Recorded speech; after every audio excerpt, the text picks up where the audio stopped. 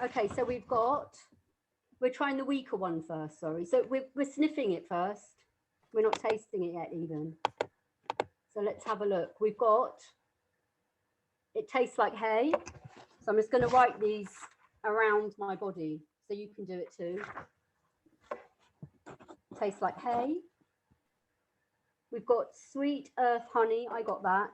Don't forget we've all got different batches as well, but I got that. And it's really funny because all of these things are going to make sense later. The honey, the earth and the sweet.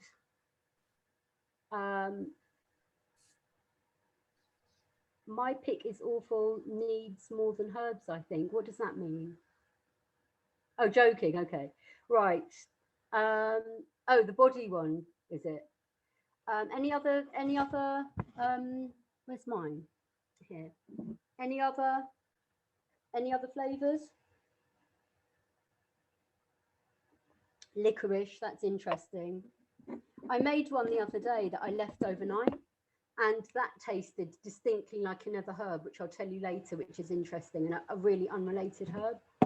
So let's also just look at it, and what are we seeing? What do we think of by looking at it? I don't mind you guys coming off mute and just saying it as well, so we can hear voices. Sunshine, excellent. Yeah, the color reminds me quite a bit of like a liquid gold almost. Yeah, that's very nice. Liquid gold. Lovely.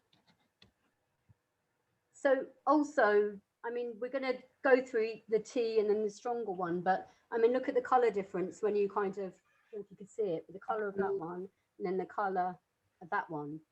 And this one is an hour old, but if I leave it till tomorrow, you'll be shocked at the color difference. And also, when we smell it, what's the reason we stick a lid on immediately with chamomile? Why would that be? To keep the volatile oils in. Exactly, it's quite key. So that's another thing. So, I mean, obviously we know it's chamomile today, but if we didn't, you know, we're saying licorice, we're saying sunshine, citrusy, that's quite, yeah, citrusy. Mine smelt very almost yeasty and bready, if that makes sense. I was actually quite bowled over by the smell of this one. I don't know why. Okay, so should we taste it? And what you do is just keep it on your mouth and feel the texture on your tongue rather than swallowing. Are we tasting the 1 teaspoon one? Mm-hmm. And you're literally holding it on your mouth.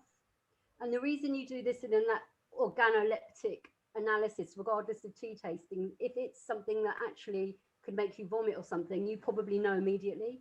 So that's why you don't swallow when you do tea tasting. You actually just feel it. And we're going to try and relate to the feelings of, you know, we've got epithelium in our mouths that's very moist. We've got mucous membranes. And let's feel how, you know, it doesn't have to be deep, but what can you feel from the texture of it on your tongue?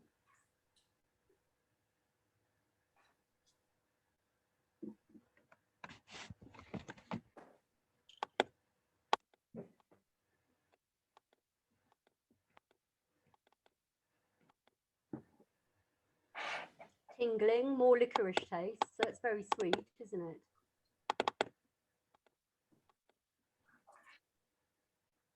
Tight, that's interesting.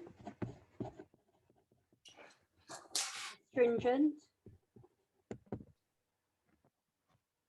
Clean, fresh and bitter, then sweeter. So by these things that we're tasting bitter. That's telling you something chemically. We're tasting sweet, and that tells you something chemically. Mine, strangely, is very silky, a bit like when you drink corn silk, the stigma of corn. Mine's very silky, and I don't know if it's what this is just a tea bag I've actually got in my cupboard for my granddaughter, and I bung it in a bottle for when she's sort of fractious. But so it's a bit different than the other one, but it's very silky. So that tells you something about the chemicals as well. Gloopy a little, exactly, that's what I got, which I've never really got before when I don't do it in a kind of intuitive way. I never really feel like chamomile's gloopy. But this time, because I've been really thinking about it a lot, it's much more gloopy than I imagined. Right, has anyone got anything to say about their experience with it?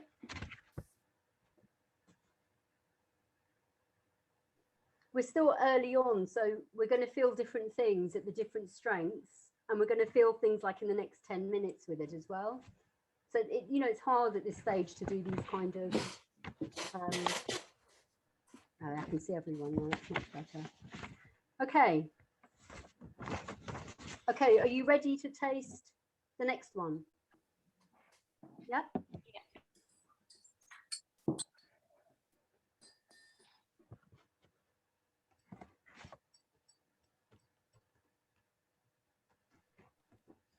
Okay.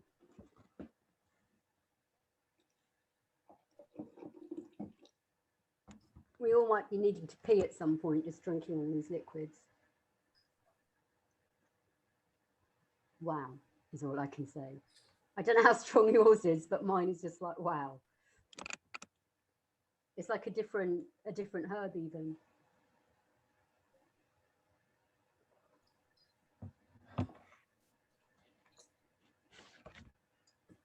Okay, so what are people tasting now? And what's the difference?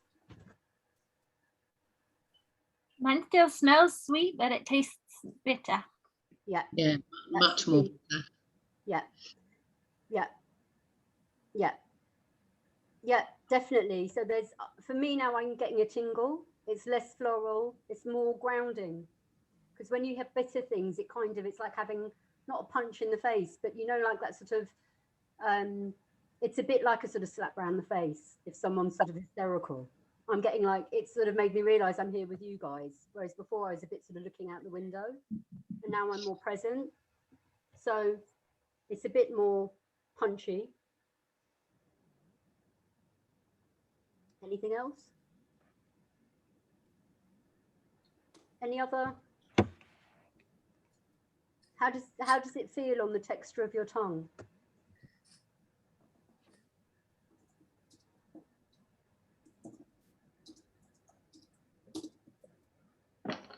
Tingly. Really stringent. Still Yeah. silky. That's good. Now, did you all use tea or did you use tea bags? Because what I was going to say is another thing. I don't know if it's messy to do it now, but also, like if you've got the tea or the tea bag, you can actually just feel it in your fingers.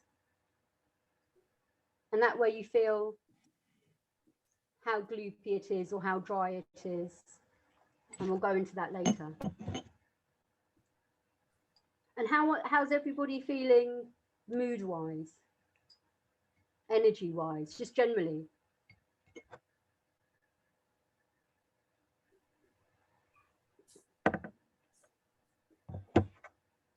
Calming and grounding, calm.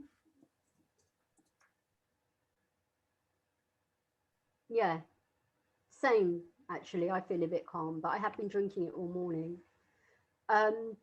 So I think it'll be interesting to carry on sipping the stronger one, and hopefully you'll still be awake at the end of this talk. And then we can talk more about how we feel with it, because it does take a while. So keep this so you can write on it as we go. Yeah. Okay, let's start. If you could put the PowerPoint up, please, Caro. Yeah. So I was just going to say, we're not at uni, we're at home. So if anyone wants to put their hands up and have a pee break or have just even an information break. If anyone doesn't understand anything I've said or wants me to elaborate, put it in the chat. And I'm just going to probably talk for about 15-20 minutes about chamomiles. And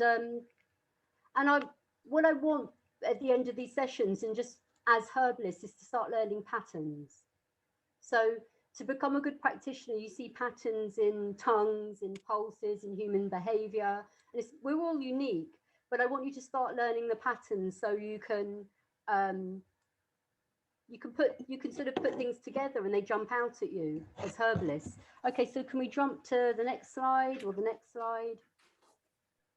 Okay, so did you like the herb? That was a question we didn't do. I actually can't see the chat. Love it, good, yes. Did anyone Yeah. not like it? Okay.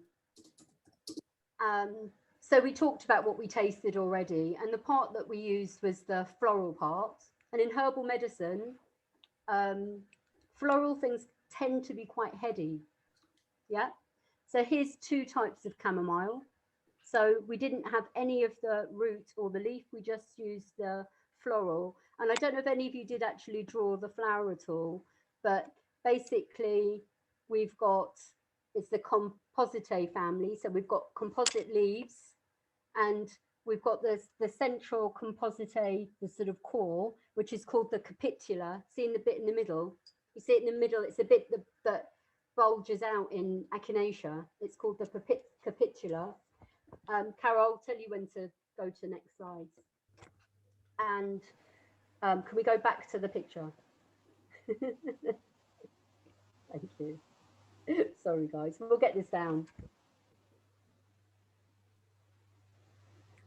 I'm having some tech issues. It's just jumping around. Hold on. Okay, it's okay. Okay, so we'll do it. So basically, it's got the middle bit called the capitula, and the bits that hang down, the petals that hang down, are called the involucral bracts. And this is a sort of key feature of the daisy family, the Asteraceae family it's called now, and it used to be composite. And it's because actually each flower is it's many flowers. It's composed of many, many flowers. And when you see like a dandelion, it's classic, you can blow the seeds, that there's actually so many flowers in one head.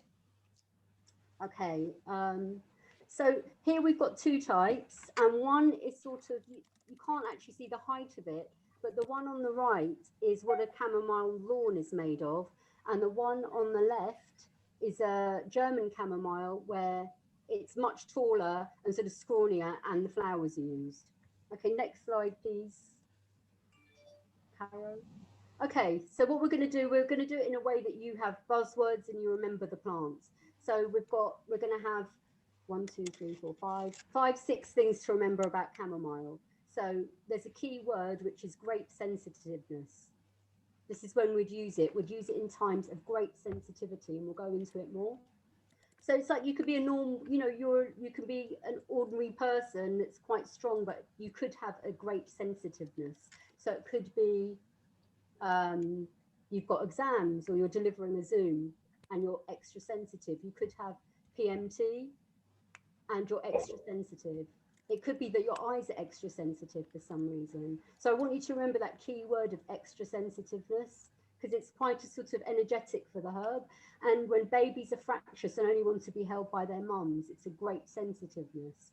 Well, some people are very sensitive characters, and they hate noise, they hate sound, they hate even being around people. Or you've got a migraine and you have to lie in a bedroom, that you're very sensitive.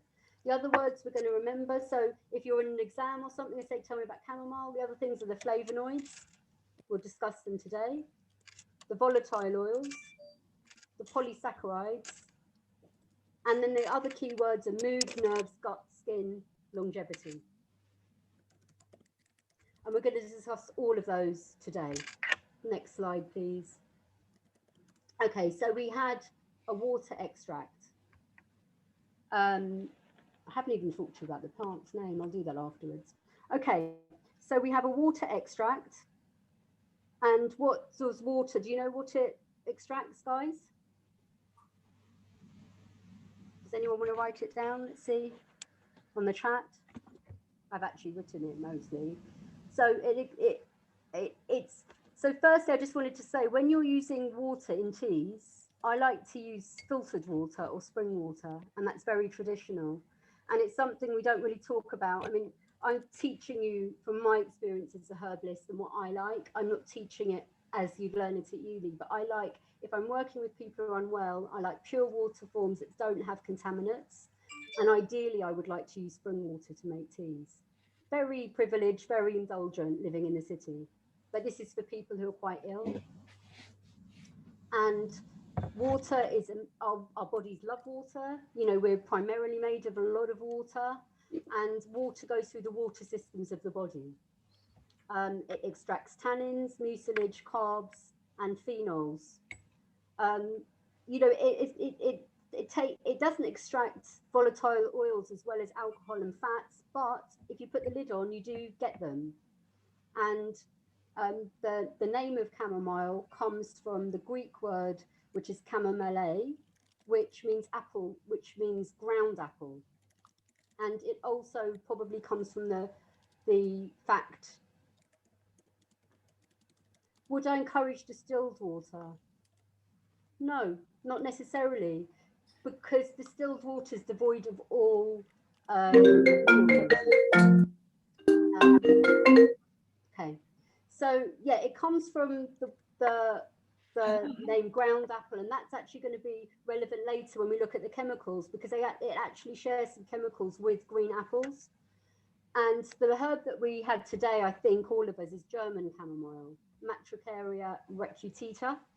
And Matricaria, the word matri or matrix in Latin means womb. It doesn't mean mother like I thought it did, but it relates to mothers and it relates to the womb. And I don't know if that is because it's the mother's herb or it relates to relaxing the womb, but I just thought I'd give you that.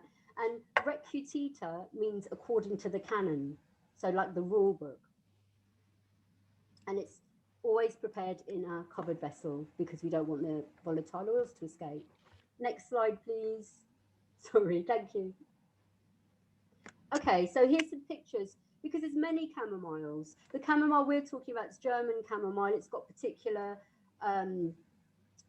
energies and it's used for many reasons, which we'll go into, but I just wanted to show you some other ones. So this chemical here, I want you to get used to chemical structures to learn patterns. This chemical on the left is called luteolin. I'm not going to get technical, I just want you to look at this shape and get used to flavonoid shapes. And this herb here is a picture of a type of Matricaria called pineapple weed that actually grows all around where I live. And it's a much more bitter version of what we've got, but it's actually grows wild a lot more than ordinary chamomile I find in London. The one on the bottom is a rare Cape chamomile called Eriocephalus punctualis that is used for its essential oils, and it's in South Africa. And the picture on the right is of a Chamomile nobilis, I think, that's used for chamomile lawns, and not used, it's medicinal, but herbalists tend to use the Matricaria. Next slide, please. Okay, so it's in the Asteraceae family, which is the daisy family, has the composite flowers, and there are about 130 species of different chamomile. The main ones that are referred to in sort of Western herbal medicine is Roman and German. But every single continent on the earth has used it, and it's been documented since ancient Egypt, across the Sahel, which is like the desert belt across Africa, throughout Asia, and it was used in ancient Roman Greece. And there's different types like pineapple weed, Cape chamomile. It's called baboona in India and was described by sort of Mogul physicians. In Pinyin Chinese, it's called Huan Shuju, and Huan means yellow.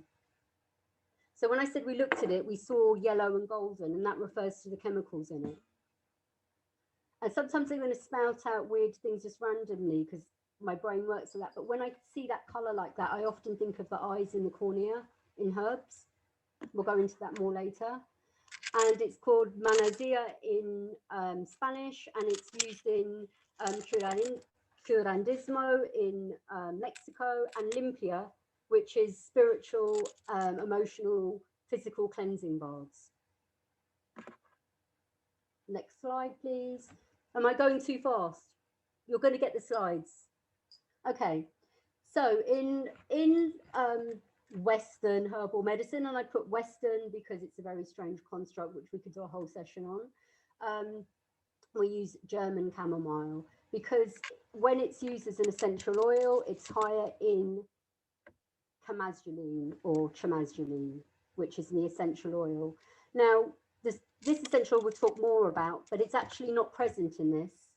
The precursor to it's called matricine, and it's when it's heated at high temperatures, it converts to chamazulene. We'll go into it more, you don't need to write it down. The German chamomile is more puffy and showy. Now, I don't know if you know what I mean by that, but it's more weedy looking, the other chamomile, and the flowers are more bulbous.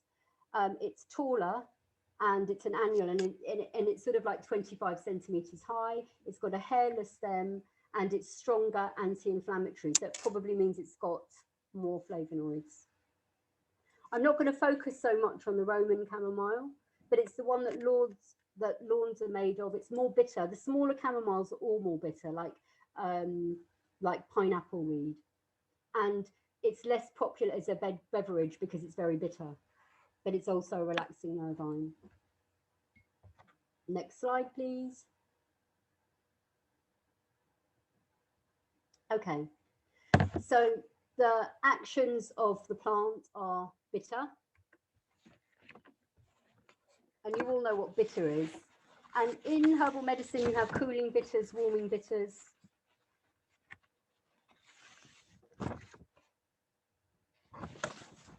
So I think the weaker tea would be very slightly bitter, and that would be more bitter for younger people. They taste it like, you know, it's a herb that is used for babies, so they pick up the bitterness of the tea much more than we would as adults.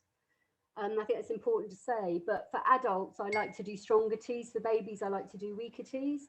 But it's bitter, which means it stimulates the vagus nerve. It's therefore stimulating digestion, digestive secretions. The bitterness actually affects our heart rate, our blood pressure, even our immunity. And don't ever forget that there are bitter receptors elsewhere than the tongue.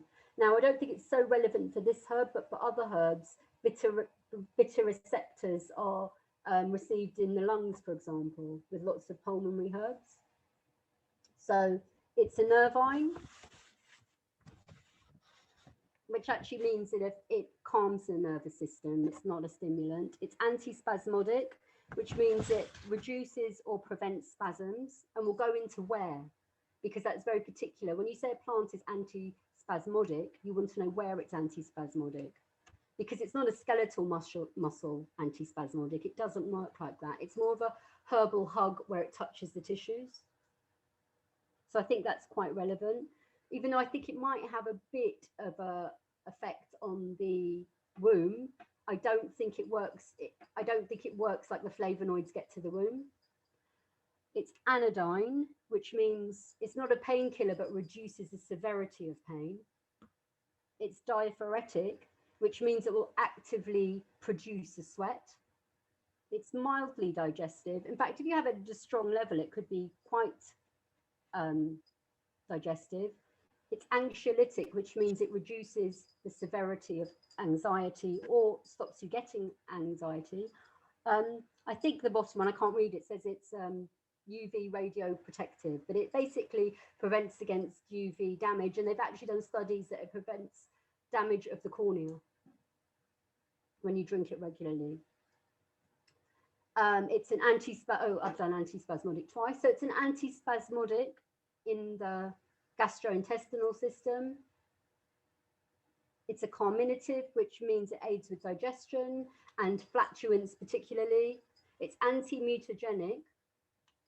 I'll give you the technical term, which means it prevents transformation of chemicals into dangerous substances and inactivates mutagenic reactions. So that's inside the cell and the cell membrane.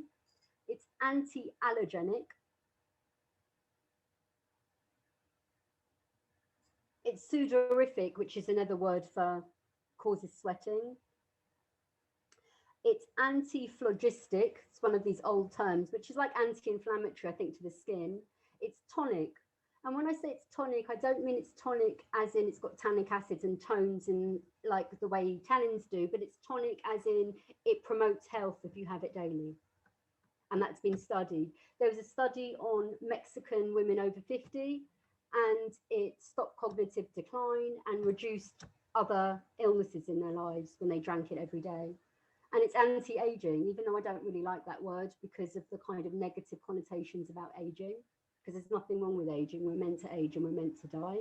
But you know, it makes you have a better quality of life. It's probably better than anti-aging. Next slide, please. Okay, so we said this before. We said what's interesting with taste energetics is that in Western medicine and Eastern disciplines, the same words can be the opposite, if that makes sense. Like they can say something's heating in Chinese medicine and say cooling in Western medicine. So we have to be careful with our words and what we mean. But as we've said, it's slightly sweet, and it's got aromatic compounds that are slightly sweet. We're going to go into them. It's moist, not just because it's a tea, but it's moistening to the tissues. So if you've got dry states, it's moistening. And that's probably because of the polysaccharides and the sweetness. But sweetness as an energetic in all herbs, if it's sweet, it's moistening. So like quan chi, astragalus, yellow energy, it's moistening. It's bitter. If something's bitter, it could be cooling or it can be heating. I think it's quite a neutral. It's quite neutral for me, but it can be cooling. It's floral. The reason I say floral as an energetic is that flowers have a particular upward energy and that relates to the sun, and roots have a rooting energy that's quite different, where they get the minerals from the ground, so their energy is quite different as medicine. It's a yellow flower, so that relates to the flavonoids in the flower, and we're going to go into them. And the fact I've mentioned the blue oil is the chamazoline and the azulines that are taken out through distillation, to me are very important if you're into the spiritual aspects of the plant. And when I talk about spiritual, it's not about kind of organized religion, but it's about energetic qualities that affect us on a vibrational level, that are seen as a bit woo-woo sometimes, even though they do have scientific bearing.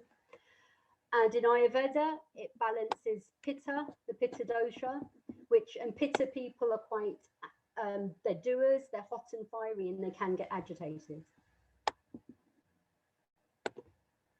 So I said before, it's called Huan Chuju in Chinese herbal medicine, and Huan means yellow, and it's got yin energy. And in Chinese texts, it enters the lungs, spleen, large intestine, liver, and pericardium. We don't need to go into that now, but I'll just put it there. So we learn patterns.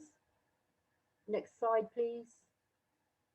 Okay, many of the chemicals, that's really weird.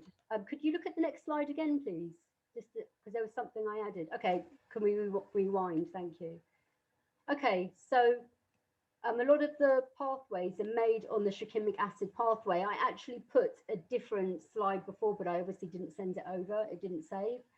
But no, it's fine. You haven't got it. It doesn't. It's okay.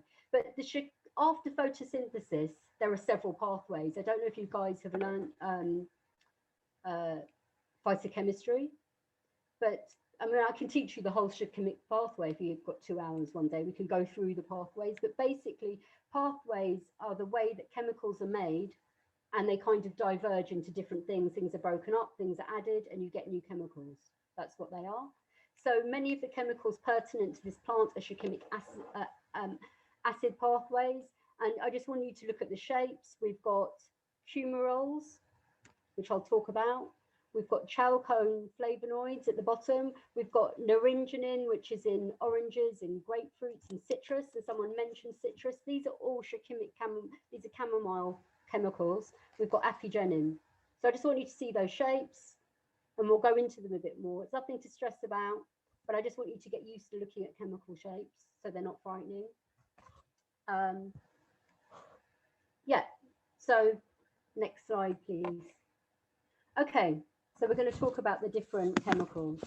So we've got the flavonoids. So at the beginning, we had the slide that had flavonoids. We're going to go into them. We've got chrysin, we've got apigenin, we've got quercetin, patuletin, luteolin, asorhamnetin. Sounds like I'm speaking a different language now. Fumarins, very low. Tannic acid, very low. So people said they could taste the tannic, but it's quite low. it's not something I think of as a very strong tannic acid. We've got the essential oils, and the main ones we're going to talk about is bisabolol, farnesene, and chamomile.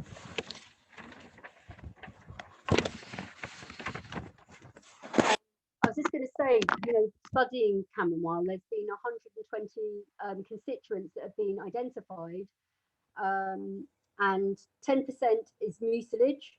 So people could taste that earlier. It was a bit, you know, people, what was it described as silky, and what were the other words? Loopy. Yeah, gloopy and sweet. That's the polysaccharides. It's got choline, which is an essential nutrient that makes acetylcholine, the neurotransmitter. So it's got sort of around a very small amount of choline, and it's got 0.1% coumarins.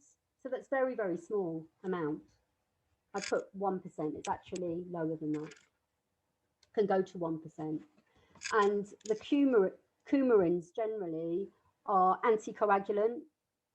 They have a very they have a fragrant smell, and they're quite bitter, and they're fungicidal, antimicrobial, and they reduce platelet aggregating factor. But this has got quite a low one. That's why it's quite healthy as a tonic that you have every day, because a lot of us have quite thick, sticky blood living in the West because of stress hormones. We get thicker blood. So it's nice as a daily tonic because it's got low levels of coumarin that can keep our blood flowing.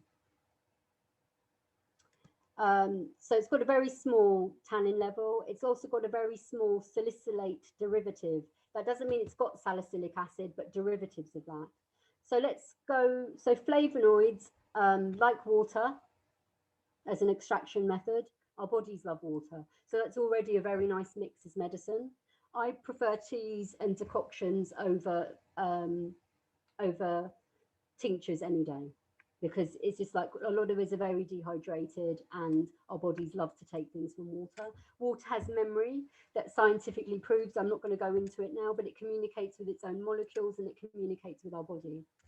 And flavonoids strengthen capillaries and tissue integrity. This is like a key of all flavonoids.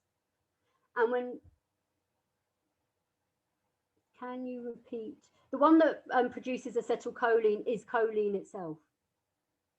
And we're often, and it's like, it's very high in egg yolk.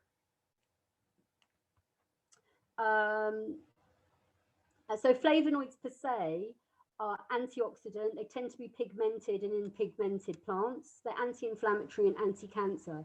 So things that are high in flavonoids are often known as superfoods, or lots of superfoods have them. Famous ones are quercetin, resveratrol.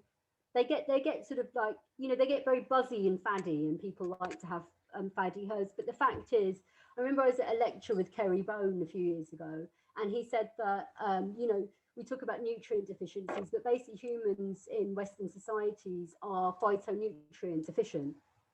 And, you know, we are quite flavonoid deficient, I think. So they're nice things to have to maintain our health for all of us. So that's why drinking herbal teas is very, very useful.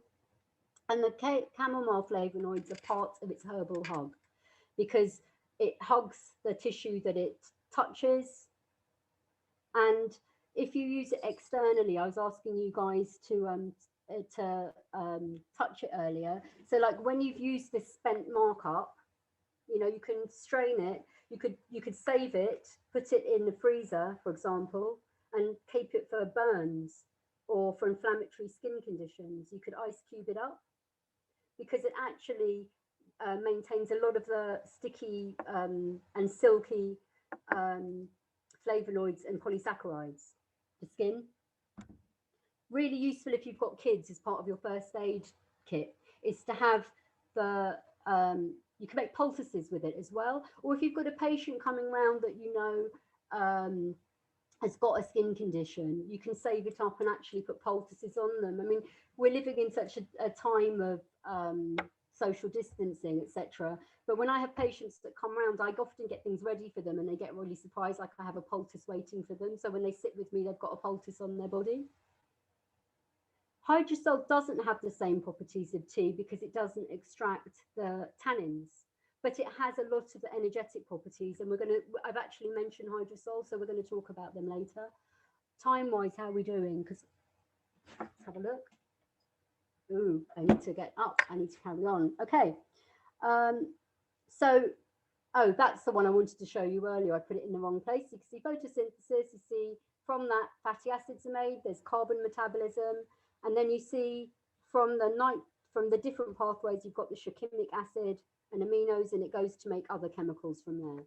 And we could go into some more phytochemistry later.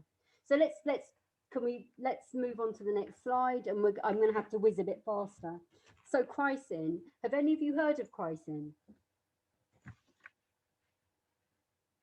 Okay, so some people said it tastes like honey at the beginning, and chrysin is present in propolis and honey, and the bees take it from the plants.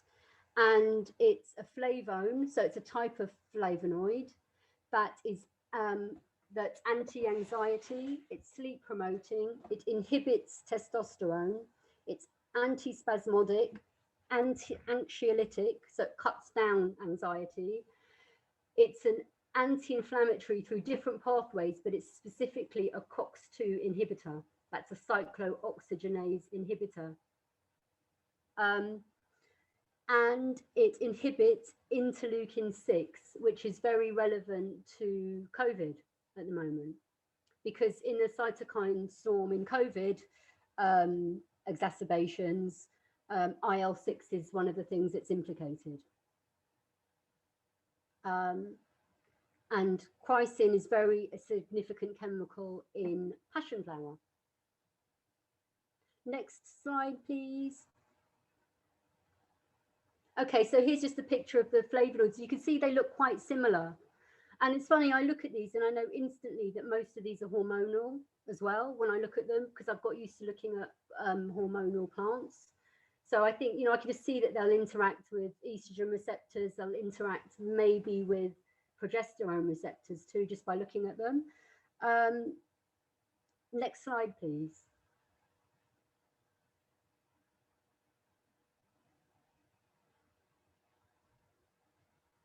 Oh, okay. No, actually, let's rewind. Let's go back to okay. So, we're going to talk about apigenin. Apigenin is a big buzzy kind of isolate. And when I talk about these chemicals in plants, they exist in lots of other things we have. So apigenin is, it's got a very high content in chamomile. In fact, out of all the plants, I think chamomile has one of the highest amounts of apigenin, but it's also in celery, it's in green apples. And you know that guy, the medical medium, who tells everyone to have celery juice every day? It's kind of faddy. He really gets on my nerves, this guy. But He's a bit everyone. Hello? He's a bit bonkers, I think. I find, yeah, he just pushes my buttons. I don't really know why, but he just does. Just the fact he's called the medical medium presses my buttons. But he tells everybody, because it's hardly like a medium, it's hardly psychic. He's done a herbal medicine degree probably. But I have a feeling that his telling everyone to have celery juice is down to the apigenin, and that's why people feel so good. Yeah, I'm sure he hears voices. Sorry. No, I'm sure he does. I'm sure he gets messages as well, but I just think he sort of sells it a bit. Anyway, let's get back to apigenin. So it's a yellow flavone. Yeah, that's in parsley, celery, celeriac, lemon balm, and yarrow. Out of all the flavonoids in chamomile, apigenin is 68% of them. And I think in an alcohol extraction of 50% alcohol, you have about 1.8% of the fraction of flavonoids are apigenin, if that makes sense to you. Now, why I'm talking about apigenin a lot, I find it really, it's such a heavily investigated constituent. But what's interesting is the whole entourage effect. The whole is greater than the sum of its parts, and looking at isolates is that, you don't think of celery as a nervine herb. but it's the next highest one with apigenin. Yeah, but the way all the chemicals in the plant are together direct it in the body in a certain way. So as we look at every single chemical in chamomile, it's veering towards a direction, whereas all the chemicals together in celery are veering in another direction, if that makes sense. So it's anti-inflammatory, again through cyclooxygenase inhibition. Now, many inflammatory diseases are driven by cyclooxygenase, inflammatory prostaglandins. Now, in a study of phytoestrogens, apigenin was the highest anti-proliferative phytoestrogen tested in multiple cancer cell lines. This does not mean that this is the whole tea in vivo in the body. This is in these tests of different cell lines, but it's still important to realize that if we're getting a bit of it in our body every day, it's a tonic herb, it's very good for us. And it works in a dose-dependent way. Apigenin also binds to GABA alpha receptors in the central nervous system and the gut.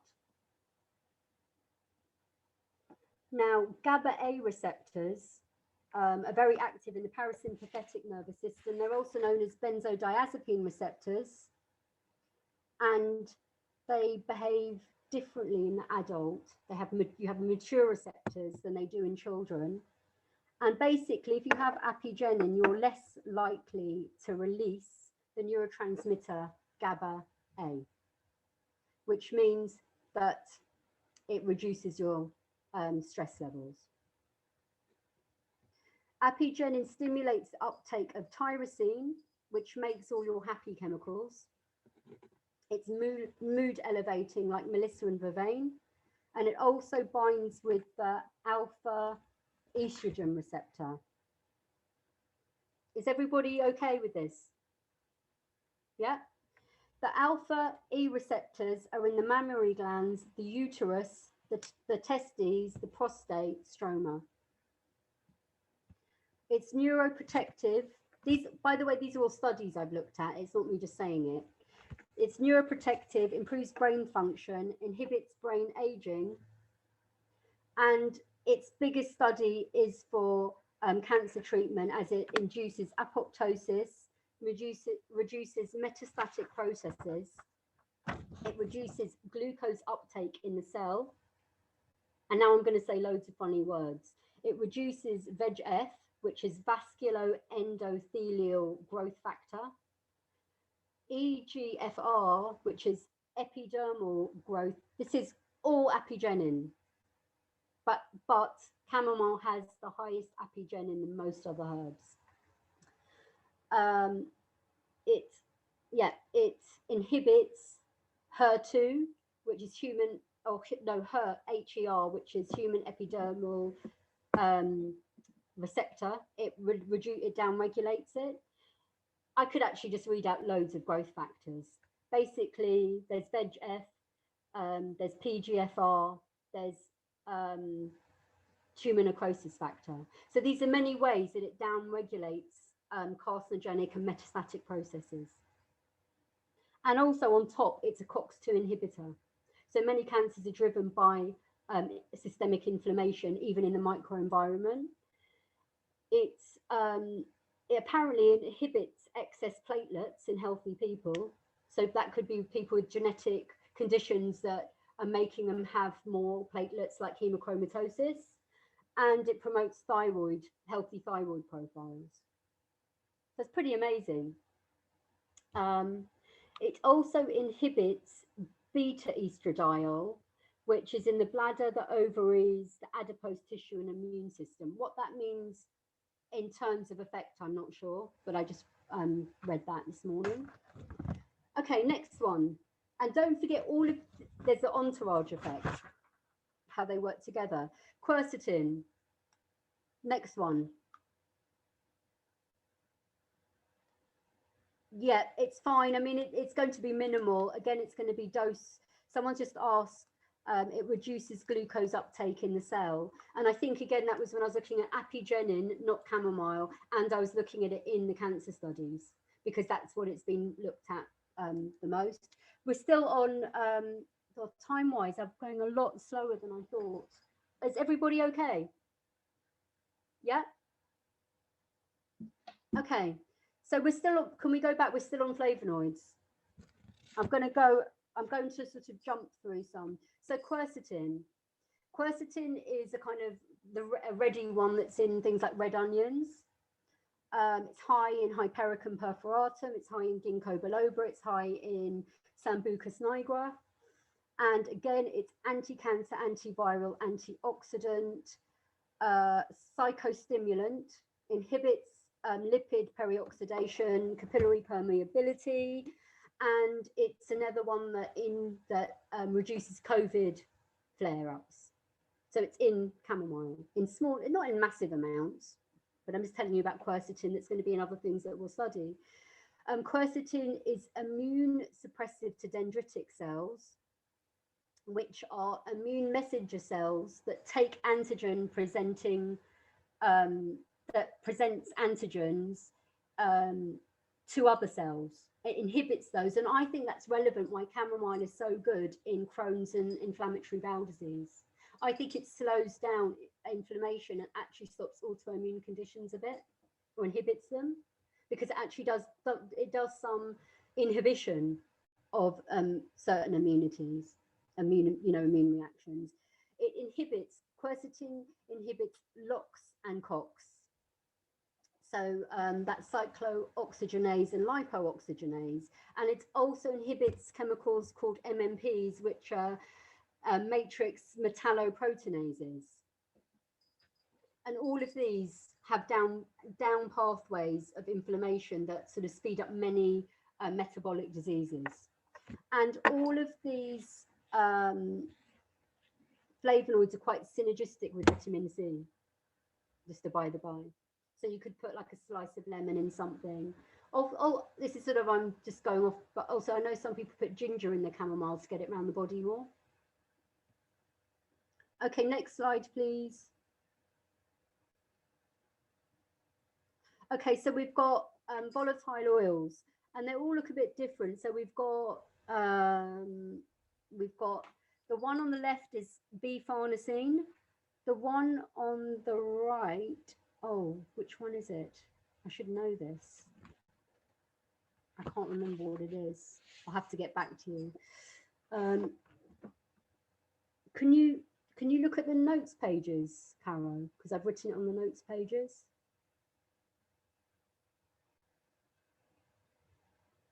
Sorry, guys. It's underneath if you go into notes. Oh, don't worry. Let's go back. I'll tell you what it is afterwards.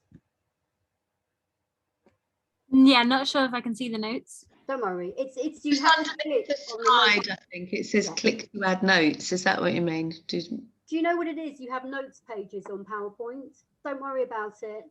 Yeah, there we go. Got it. It's alpha bisabolol. That's what it is. Yeah. Okay. So we've got farnesene, alpha bisabolol, and we've got, good. Okay. So farnesene is the one on the left, and it's a sesquiterpene that's the same that's present in perilla and the smell of gardenias. And in plants, they believe it keeps away aphids, and it's released by dying aphids. So basically, if insects smell the smell of dying aphids, they keep away. And potatoes make the same thing when they're rotting to protect themselves. So B-farnesene is used in chemical insect repellents, and interesting, it's got a sort of apple odor. And you know, before I said the name, the origin of the plant is ground apple.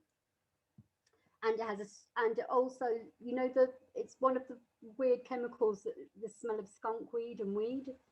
To me, it smells very weird, but the smell of cannabis also has farnesenes in it. And it's also in green apple skins like Granny Smith's. And farnesenes also, I just thought I'd tell you, it's in patchouli, hop, sandalwood, ginger, turmeric, gardenias, ylang-ylang, grapefruit, nutmeg, and myrrh. And it's calming and sedative. So, I mean, all of this is going in a direction, isn't it? of the energetics of the plant. Next, okay. No, we've got one more, sorry. We've got luteolin, which is another flavonoid. And that is present in broccoli, onions, carrots, peppers, apples, and it activates cell cycle arrest in misbehaving cells.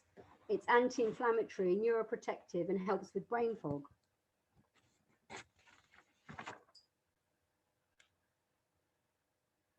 Okay, can we go back to the essential oil one? Sorry. Okay, so we're back on the essential oils. See, we've got matricine.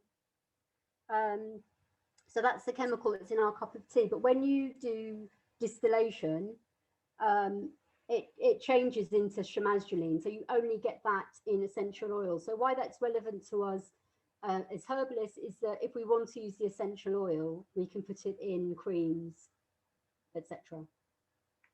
So, and you can also use it, you know, in like put drops on pillows and things like that. I find that essential oils, I find chamomiles are kind of also used in veterinary medicine quite a lot. And the scents are used to calm down fractious animals. So chamomile and the azulines in it are an artifact of distillation. It's also present in yarrow and wormwood. And it's derived from the sesquiterpenes. They're anti-inflammatory, they're anti-allergic by inhibiting leukotriene B, they're chemoprotective, inhibits cell membrane perioxidation and antimicrobial, and also inhibits the MMP I was telling you about. So why this is quite interesting is it's something you might want to think about putting a drop in a pessary or on skin creams. And when I would use something like this, I might consider it if someone's had radiation to their cervix and they've actually got a burnt cervix, because I work mainly with cancer patients. So I'm just giving you an idea of how I might use it. I might put like one drop in a pessary, a healing pessary, if someone's got an inflamed cervix or cervicitis. And I also might use it on skin. If I'm not using the mushed up tea, I might use the essential oil. And I also might use a scent for fractious people to smell. And interestingly, chamomile inhibits a CYP1A2 enzyme. So for people that do sort of, I think quite bonkers things like drinking essential oils from doTERRA, they're actually, you know, affecting their cytochrome enzymes. Okay, alpha bisabolol. Is everybody okay? I've gone a bit over than I thought. Don't know if we're going to have time to do the other thing. Okay, alpha bisabolol. It's formerly known as levomenol, and it's a monocyclic sesquiterpene. Most sesquiterpenes are bitters. They're poorly soluble in water. So again, we're not getting this in the tea, the alpha bisabolol. And they're poorly soluble in glycerites. They enhance the absorption of other products.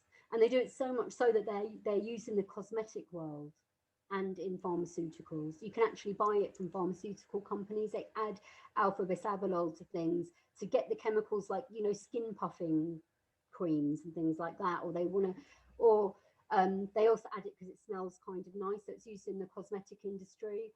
And it's anti-irritant, anti-inflammatory, antimicrobial. And also it has, apparently, I don't know if it's true, but I was reading about it, actually has like a sort of, it actually changes the texture of your skin with the other chemicals that it's used with. So it's used, you know, yeah, by companies with skin creams. And it also is one of the things that makes it a sort of vulnerary herb. It speeds up wound healing, and this is like studied. So alpha bisabolol, if you sort of scald yourself, and you put alpha bisabolol on a wound, which they do horrible things like they burn little rats' paws in labs. And they do the skin pore test, it's called. I hate it. I hate reading about it. But it speeds up the healing time. It's anti-inflammatory. But it's also another thing you could think about if you're working with people with eczema, psoriasis, superficial burns, not deep burns. It speeds up the healing time. And it's also probably one of the chemicals that helps heal peptic ulcers.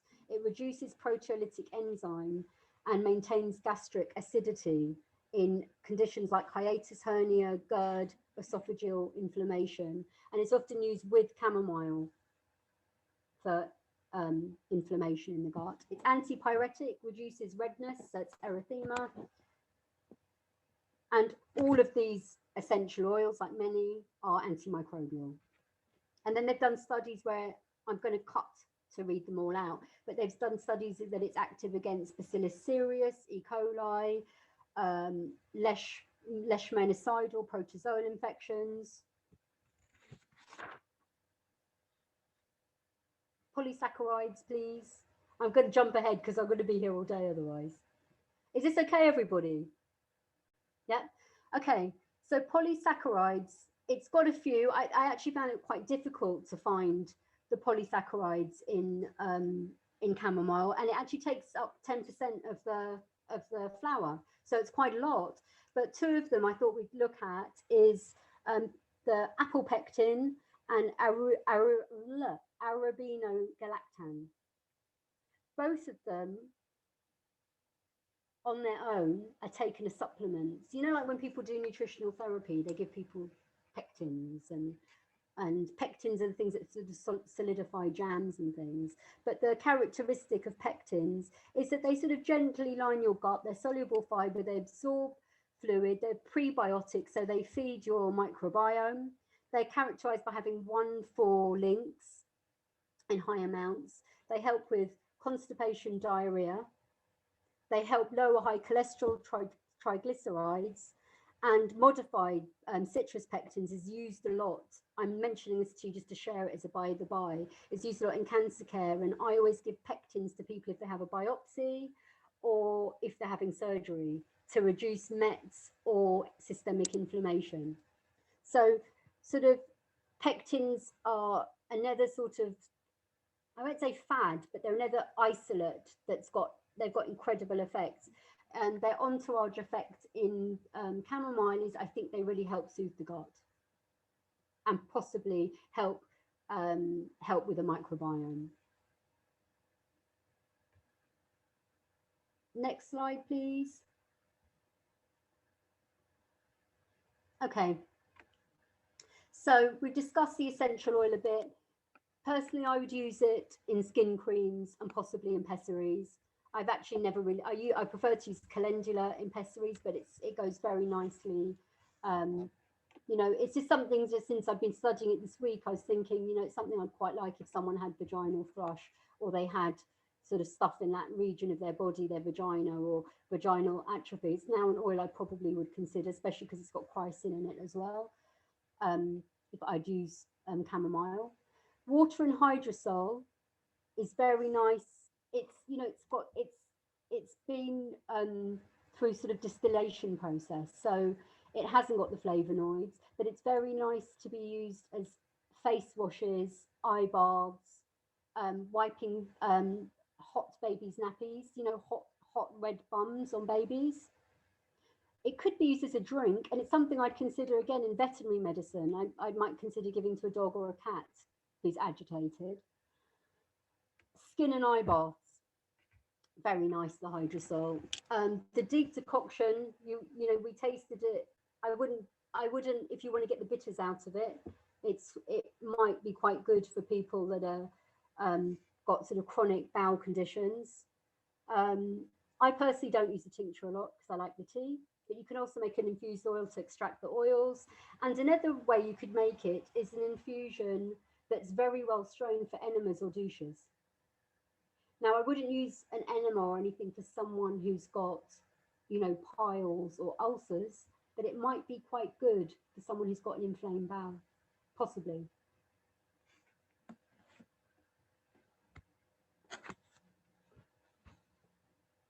Has anyone got any questions or anything? I don't think we're going to have time to do the differential. I've got carried away. I've even missed stuff out. So let's carry on with the, okay. So it's one of the sacred herbs in the Anglo-Saxon herbs, and it combines really well with gotu-kola and chamomile for inflamed mucous membranes. And in all traditions of herbal medicine around the world, and including Euro traditions, astrology, and looking at the sky and being connected with nature and rhythms were very important for medicine. And in the absence of sort of tearing down sort of borders of the body and looking at patterns is the way that you can kind of get the energetics of treating people. So I wanted to mention a bit about the phytoastrology. That sign, that dot with the circle, is a sign for the sun. And if you look at sort of old herbals, everything's got sort of dots and different codes in a different language. But basically, plants have their affinities. Some of them have affinities with more than one planet. This is a sun plant. The sun was called a planet. It's an astral body. And the sun corresponds to the energetic qualities that are ruled by the heart, vitality, and resistance. And this tallies with Chinese medicine and Ayurvedic medicine. So it's a sun plant, and the governing sign is Leo. Now, the reason I'm saying it, I'm not going to go into it too much, but basically, because it's a sun plant, it's to be planted and harvested on a Sunday. All the days of the week are the planets. Like Monday is Moon Day, Tuesday is Mars Day, Wednesday is Mercury Day, Thursday is Thor Day, Friday is Freya Day, Saturday is Saturn Day. Sorry, Freya Day is Venus, and Sunday is the Sun Day. And it's when the plant has its vital source of power while the sun is above the earth but not below the earth. So you pick it in its earth hour, which is when the sun is shining. I may sound completely bonkers. This isn't stuff you learn on the course, but it's very relevant to actually getting a more potent medicine. Yeah, when it's in its element. Like we all have times when we're in our element. Some of us love the sun, some of us love the... Yes, it's similar. It's not the same, but it's similar to biodynamic farming. Now, I think Leo, I'm trying to think. Yeah, I think Leo is ruled by, I think it's also part of the arm, but it's the throat, the heart, the spine, and the solar plexus. So that what that means is if you harvest it when the sun is in Leo, that's when it will help those parts of the body. If you harvest it when it's in Cancer, it helps with the stomach and digestive tract.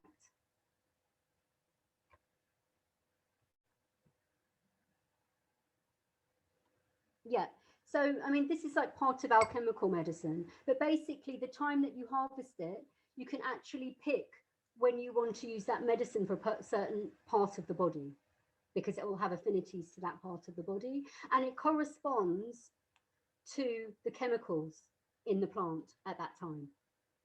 Yeah, now it's a kind of weird science because, you know, global warming and things have changed a lot. But what I'll say is this type of medicine potentizes or amplifies the medicine. Okay. And it's the system that was used by all herbalists before allopathic medicine took over. Okay. We're nearly done. Next one, please. Okay, some interesting chamomile facts. It's the 5th most traded plant in the world. Germany has one of the highest cultivations with special machines that pick the rose, that pick the flowers. It was used in ancient Egypt for mummification. I don't know if that's the oils or how exactly, but it was. It's a plant that's capable of cadmium accumulation. So if it grows in heavy metal grounds, you know, you've got to be careful that it can actually have the heavy metal cadmium in it. It's used in every continent of the world. And it's called the plant's physician. And that means that where it grows, it heals the plants that grow around it. And that is a fact as well. Like it's often planted and it heals other plants. We nearly finished, guys, on the chamomile. Next one, please. Okay, so indications. It's a really nice drink if you like it. You know, we don't drink enough teas, all of us, even herbalists. It's really important to sort of get into drinking your teas. So it's brilliant for bowel spasm and colic. So for people who are prone to Crohn's disease, IBS, having stress in their bellies, chamomile strong tea is for you. It's useful for period pain, and possibly if you drink it regularly, the low amount of coumarin might help with clots. I'm not sure, that was just my hypothetical thought. It's a teething herb. In homeopathy, you know, it is the teething, you have teething granules, and you can put it in tea in a bottle for babies. That's good for colic. It's good for fractious states and a tendency to insomnia and general anxiety.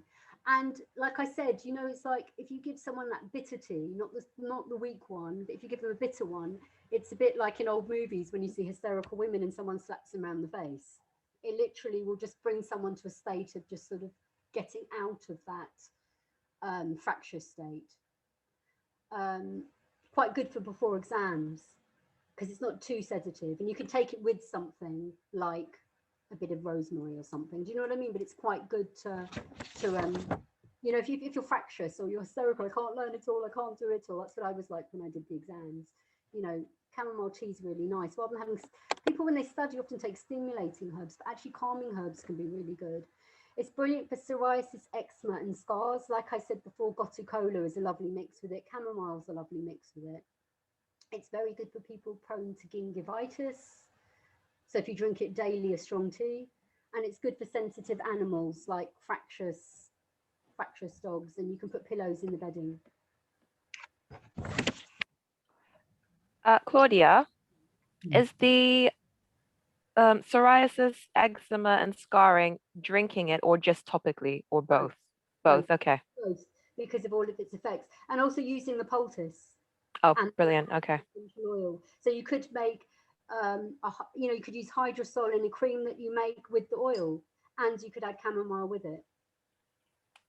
Okay, so now you could tell now I'm the daughter of a homeopath, and in homeopathy you have drug pictures, they're called. So you look at someone, sometimes it can be seen as a bit offensive because you sort of class people into characterizing, so it feels like you're judging them, but it's not. It's like archetypal states, and we all have them, and we all hate to think that we have them or that someone, you know, but basically some people are radiant characters, serene. This is like a sun character,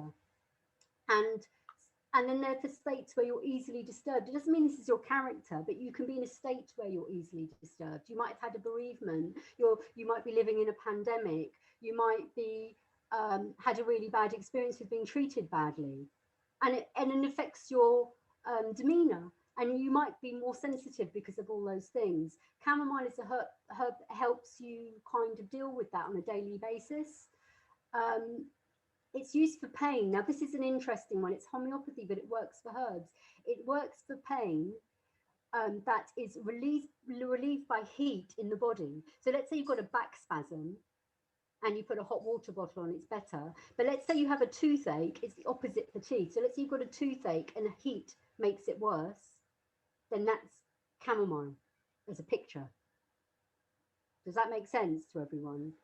So in the body, if you've got a tummy ache and warmth makes it feel better, and warm tea, then that's chamomile. But if you've actually got pain in your jaw or your teeth and it's worsened by heat, that's a chamomile picture. Does that make sense? So for the body is different than to the jaw. And Culpeper and Greaves and all these people use chamomile compresses as fomentations on the face for swellings in the face, in abscesses, and things like that, like cold compresses. So it's good for people, like I said at the beginning, sensitive to noise, disturbance, agitation. It's been used for convulsions, for teething babies with red cheeks, teary and sensitive, you know, only want to be with one person, with runny diarrhea and a hot, steamy sort of teething nappy. For a person who wants to be still and motionless, and for someone who's throwing their toys out of the pram.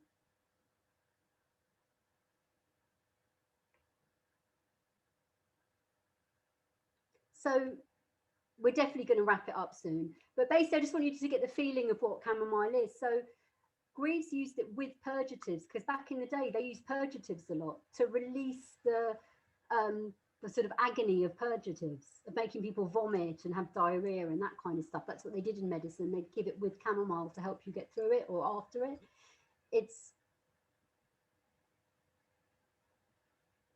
I don't know about it.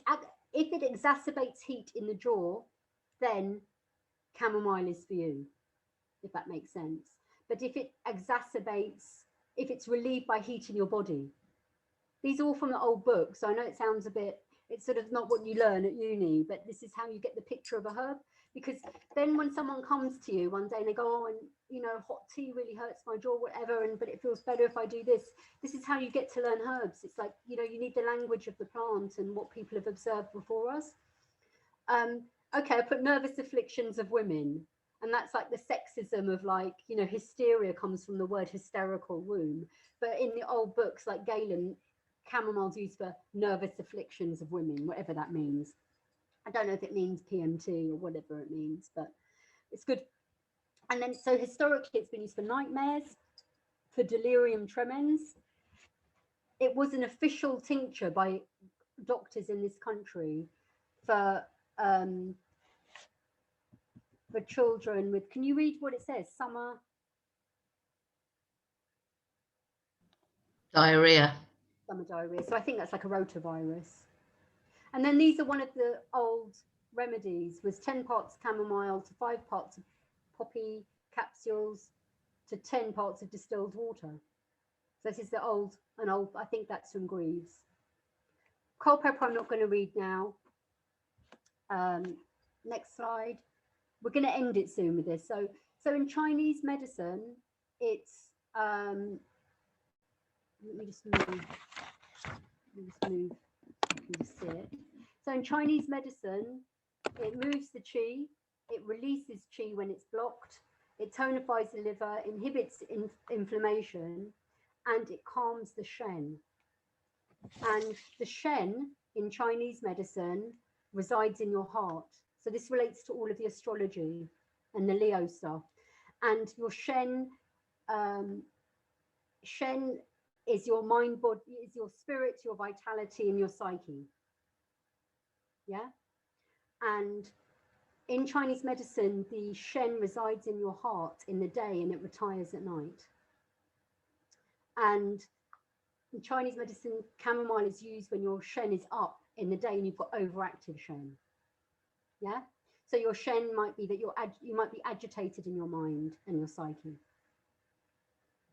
And then in a book written 18,000 years ago, this is a very different language to European language, but it is a metaphor for us to learn about a plant. Well, it's not even a metaphor, it is the language of speaking about this plant and disease. And in this book called the Shang Hung Yung, which in 200 years before Christ, after, so 1800 years ago, chamomile treats the first level of disease. There's different levels of disease, yeah? And it's used for the Shao Yang phase and the Shao Yin phase, right? And the Shao Yang phase, so first level disease means you can nip it in the bud, the disease. You know, you have deeper levels. And the Shao Yang phase is red eyes, dizzy, hot, alternating with cold, bowel symptoms with a bitter taste in your mouth, wiry pulse, retching, and has anxiety. The reason I'm telling you this is so you get a picture of the plant. Or it's used in the Shao Yin phase. That's when someone is fever and irritable with the fever. They have a dry mouth and dark urine. They have insomnia, or conversely, they have diarrhea, a clear urine, a faint pulse, and a red tongue. So these are pictures, drug pictures they're called. So we're rounding it up now to, let me just move it so I can read it. So we've got floral and sun. It's a flower of the sun. It's floral, so it's quite it's heady. It can affect you. When you smell it, it actually even affects your mood.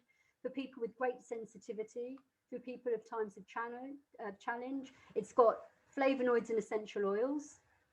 The blue I wanted to talk more about, but we didn't have time because it's used in spiritual medicine, the blue oils. They're used to give you visions, and it's used in Olympia to protect you. It's good for colic, spasms, so it's good for spasms in the bowels, for baby colic and the uterus. It's a general anti-inflammatory, and it's a protective tonic.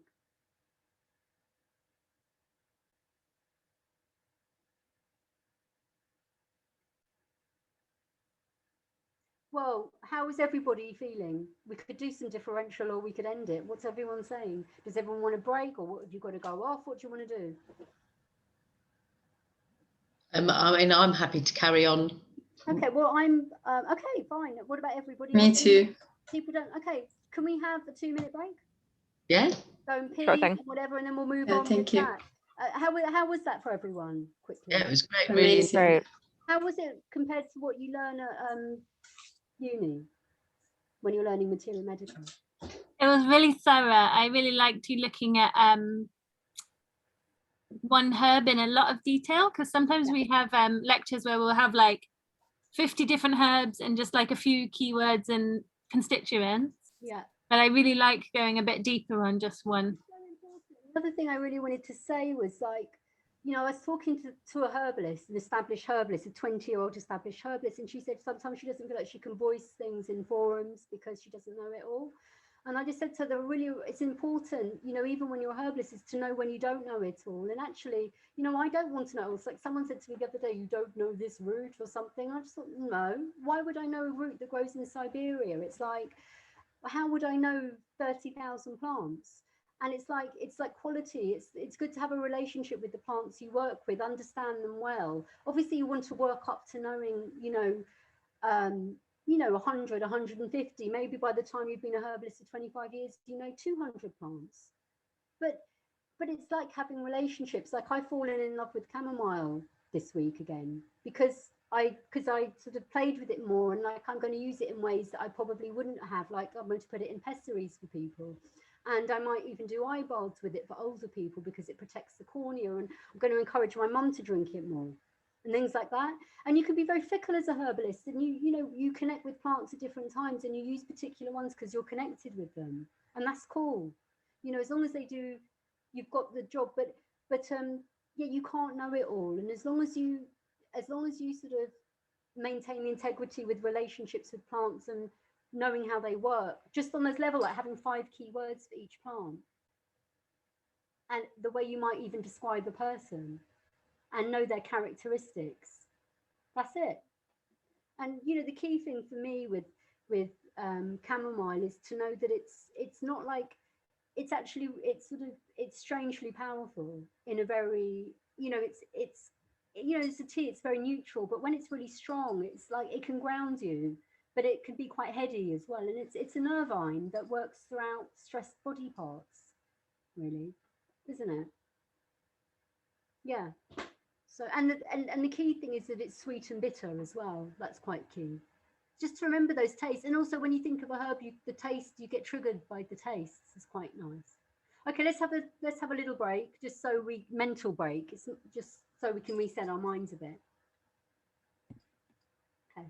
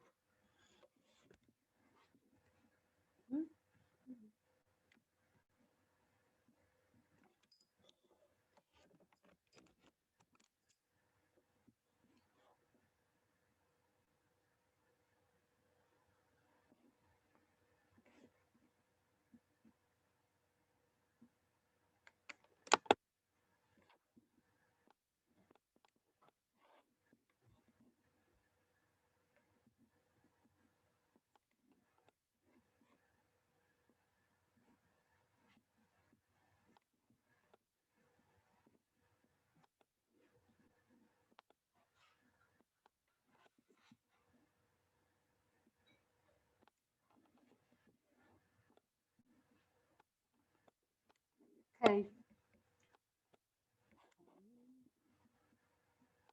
Okay, so we said we were going to do some differential diagnosis. Hadn't really thought about how we're going to do it, but I just thought, you know, as herbalists, you know, the medical model has these names for things. I mean, obviously there are clear, I suppose there, you know, you have syndromes and you have pictures, you have names for diseases, like you have names like Crohn's disease or ulcerative colitis or IBS or ulcers, and they're you know, they're actual real things. So, you know, if you've got a stomach ulcer, you've got a hole in your belly. If you've got Crohn's, the architecture of your bowels have changed. But the medical model lacks the depth that herbalists have and lacks the holistic process of how did that person, the trajectory of how that person got there. And that's very relevant to us. It looks at the end product of a whole series of things that have happened. And then people are suddenly shocked when they're diagnosed with things, when there's been a lot of preceding things towards that. And the reason I just wanted to say that is that, you know, when we look at this now, I don't want us to suddenly switch from being herbalists to being doctors in the way we think, and to maintain the holism continuously. So when we're doing differential diagnosis, we're not doing it as doctors. We're not going to perform surgery or give steroids. We're going to try and heal a whole process. So the way we answer questions, like when I did differential diagnosis, we had all these medical textbooks and white coats and things.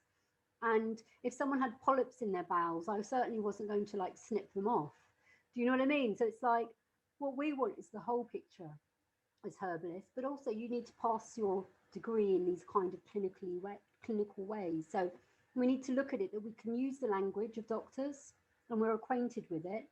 But we also need to see that when someone is ill, there's a whole process that led them. I mean, often, sometimes there isn't a whole process. They might have had an accident or they've got a genetic disorder, but most of the times, even if they've got a genetic predisposition or even a gene mutation, herbs will help them, you know, in their quality of life.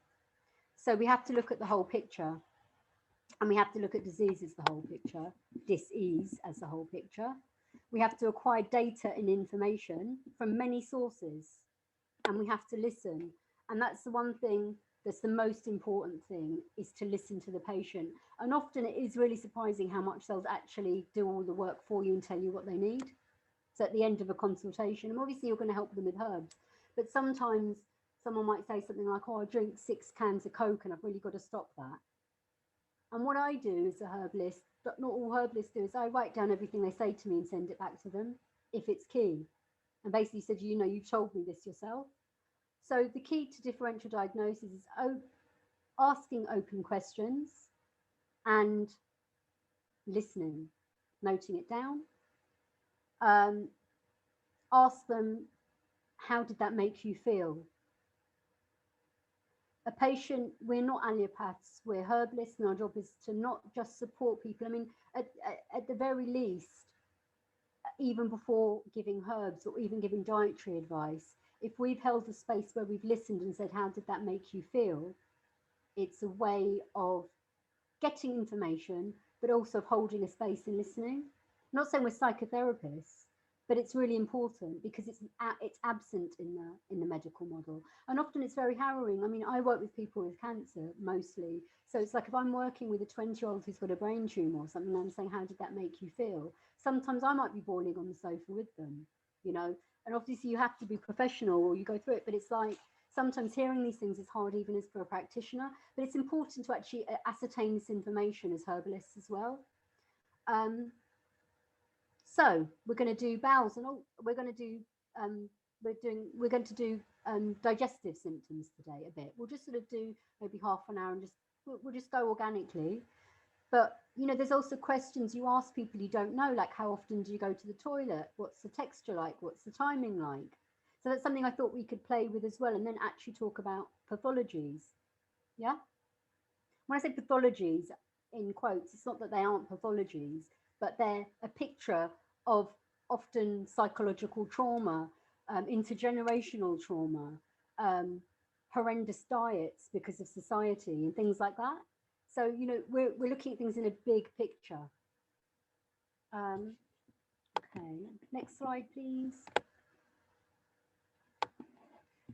If people haven't got people around and want to take themselves off mute,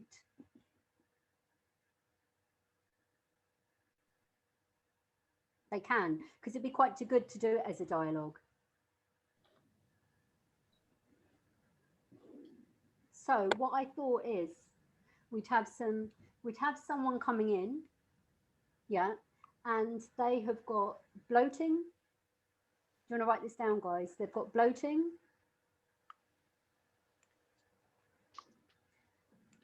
They're anxious because they've got bloating. They've got overwork. They work very long hours doing Zoom a lot, and they sit down at the computer all day. They don't exercise. They sometimes have to work till 9 at night on a Zoom meeting. And everyone and their bosses are taking the mickey now they're at home and accessible to Zoom. And when they go to the toilet, it's their stool isn't whole.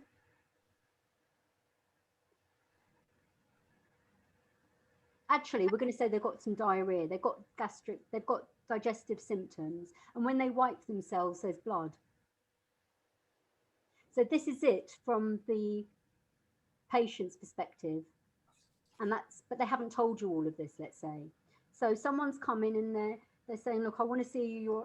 I've been recommended to you, and I'm really stressed out with my job, and I feel like there's something wrong with my bowel. Yeah. Okay, so where are we going to go from there? That's all they've said. Like, how can I help you today? They said, we're really stressed at work. There's something really wrong with my bowel. What's the next question? You asked for the onset. When did it start? Yeah. And if, like, the frequency of the symptoms and any associated symptoms. Yeah, exactly. And any intervention. Yes, exactly that. So what I would do is I would say, could you tell me more about that, please? You know, I always say that, can you tell me more? And keep, and also don't be scared of silences, because people they want to fill silences often. So don't be scared of silences. And it's okay to have a silence with your patient. Yeah. So, okay, yeah. So you say, can you tell me more? So you could say, how does it present? It's an open question. Or how do you experience it? In fact, shall I be a patient and you guys ask me? Let's make it a bit more interactive. And then we'll do the differential.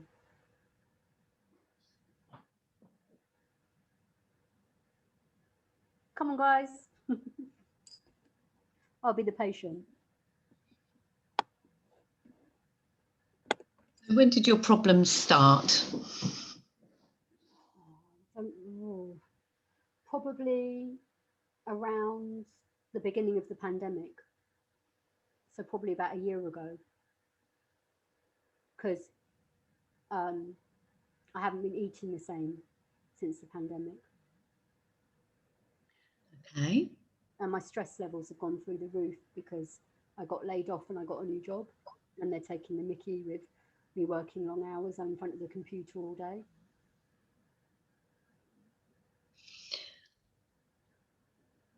Someone else? And if you don't want to show yourself or whatever, you can do it in the chat.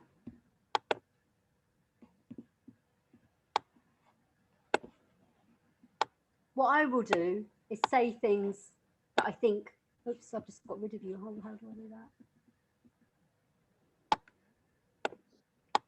Sorry, there you go. Yeah, what I can do is then fill in things that I think need to be asked. What other questions would you ask?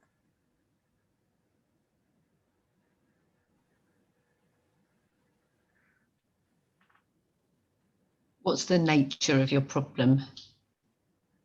So when I eat, I get bloated, and certain foods really aggravate me.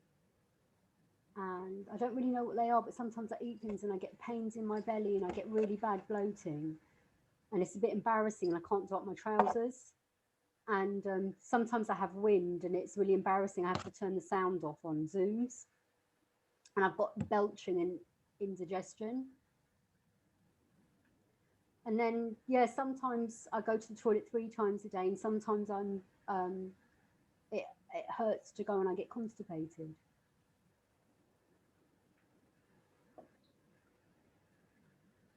Could you tell me a little bit more about the character of the bloating that you're having? What does it feel like? I get it after meals and I can't do my trousers up, and it's really embarrassing. I look like I'm pregnant. It gets so big and I get like a dull pain all around. I don't know, it's just like in this pelvic area and it gets really dull. And yeah, it just feels uncomfortable. And then I belch a lot in the evening and I burp. And yeah, when I go to the toilet, it just doesn't feel right. It's not like it used to be. Are there any specific foods particularly that you've noted as a trigger for you for these feelings? I don't really know, but I know that bread definitely makes my belly sore. And would that be the same for pasta, rice, carbohydrate foods? Could you see if there been a trigger of that? I don't know. I'd have to think about it. I don't really know. Okay. And is this the first time that you've experienced this sort of sensation with the bloating and the difficulty after eating food? It's been on and off for about a year, like I said. I don't know, if anything, it makes it better if I don't eat. If I don't eat at all, I feel better. And yeah, I think after meals it's worse in the evenings. So have you lost your appetite? No, I've got really bad. I've been eating so much. I've been eating biscuits. I've just been eating all day, and that's another thing I think's been different. I've been eating all day because I just go to the fridge all the time. So is it because you're nervous or you're like eating for cravings? No, I just think it's because I'm stuck at home and food's my only pleasure. Mm. And, you know, because I'm at home, I just eat a lot more, and I've put on a lot of weight during lockdown. So when we're in the office, we've got meetings and things, but now I'm at home, it's like I'm just eating a lot.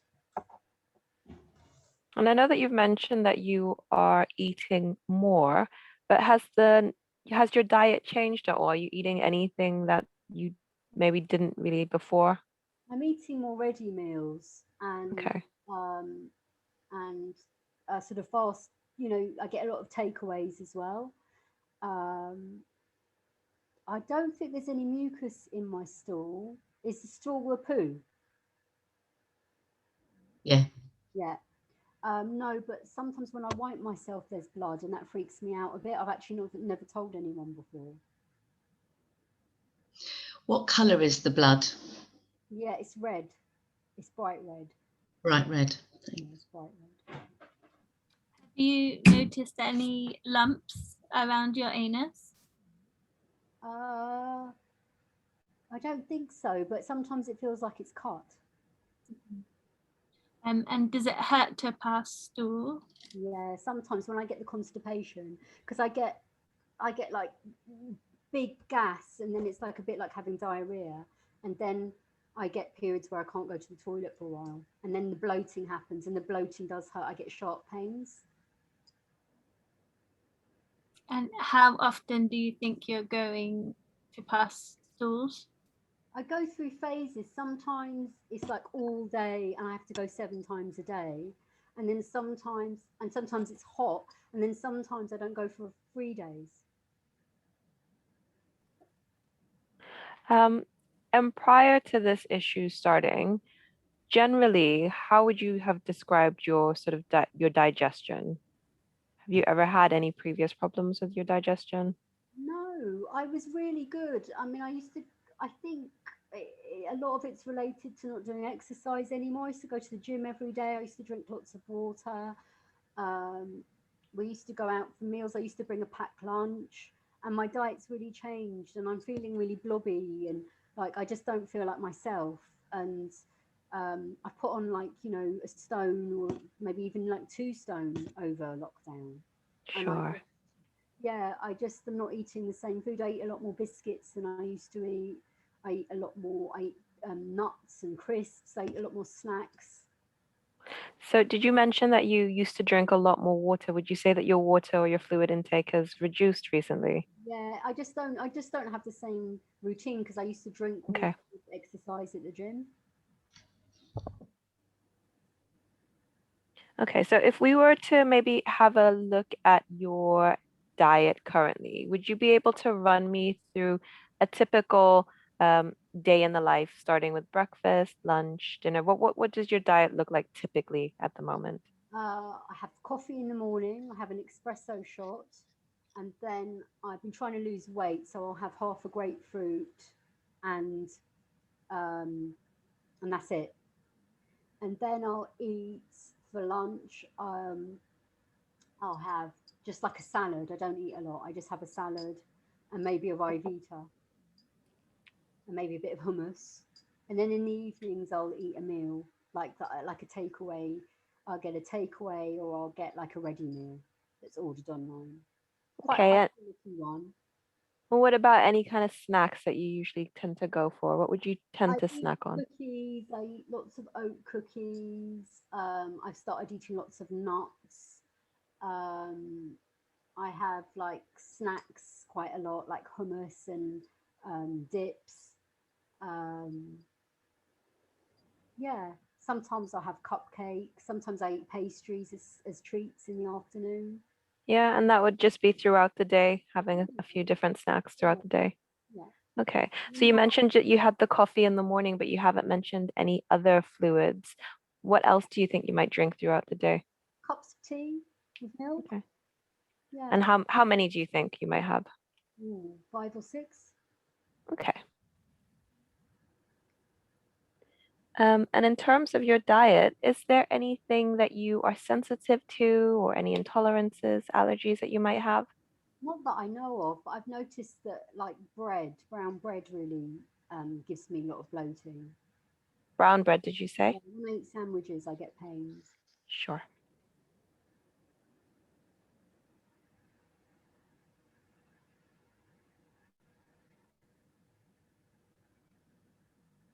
And is that recent, the reaction to bread, or I do you, don't know. I think it just happened over the last year, I think.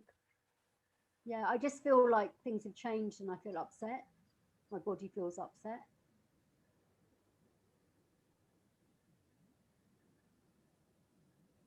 Okay, any other questions that we're going to have to help with differential diagnosis now? Oh. Um, I have Talk to me a little bit about, I know you said that you're feeling a little bit upset and you're quite stressed. Is there anything that you do to help you relax at the moment? Oh, you must be joking. I just don't have a time. I mean, even having this now is interfering with, meetings. I've got meetings throughout the day. I've got deadlines all the time. My work are really driving me hard, like 12 to 14-hour days. And if I don't meet the deadlines, I'm working in finance. And if I don't meet the deadlines, I'm on a probation. That does sound quite intense. Yeah, How is that affecting you in terms of maybe sleep? How are you sleeping at the moment? I sleep all right, but when my digestion's really bad and I have to run to the toilet, that affects me. And when I'm sore, but I usually wake up and feel a lot better in the morning. It's in the night that I feel really bad. Okay, But I'm sleeping all right. I hit the pillow, I sleep. sure. Did you say that sometimes your tummy is interrupting sleep or you're getting a full night's Sometimes I sleep? get sharp pains. Okay. So much so that it would wake you up or? Yeah, it can be uncomfortable. Okay. Yeah.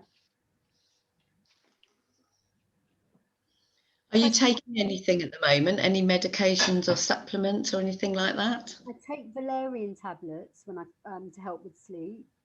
I take statins because I've got high cholesterol. And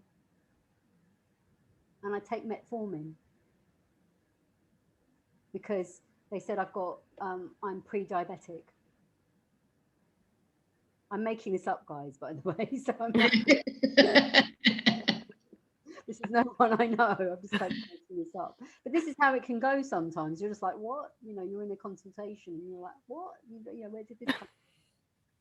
Yeah, I've been told I'm pre-diabetic, and it's probably because I'm eating a lot, and you know, yeah. So I'm on metformin and I'm on statin. When did you start taking those? About 6 months ago, About because I 6. went to the GP and they saw my they saw that I've got diabetes in the family, and they saw that I've got a big, I've got a big belly, and they saw that they said I was diabetic, pre-diabetic, type 2 diabetes. And Who in your family has diabetes? yeah, my whole family, both my parents. The whole family. Yeah, type 2. Okay, let's have some more ruling out red flags. We want some more questions. We want more about the body. We want more about what's going on. And we want more questions to think about what herbs to use.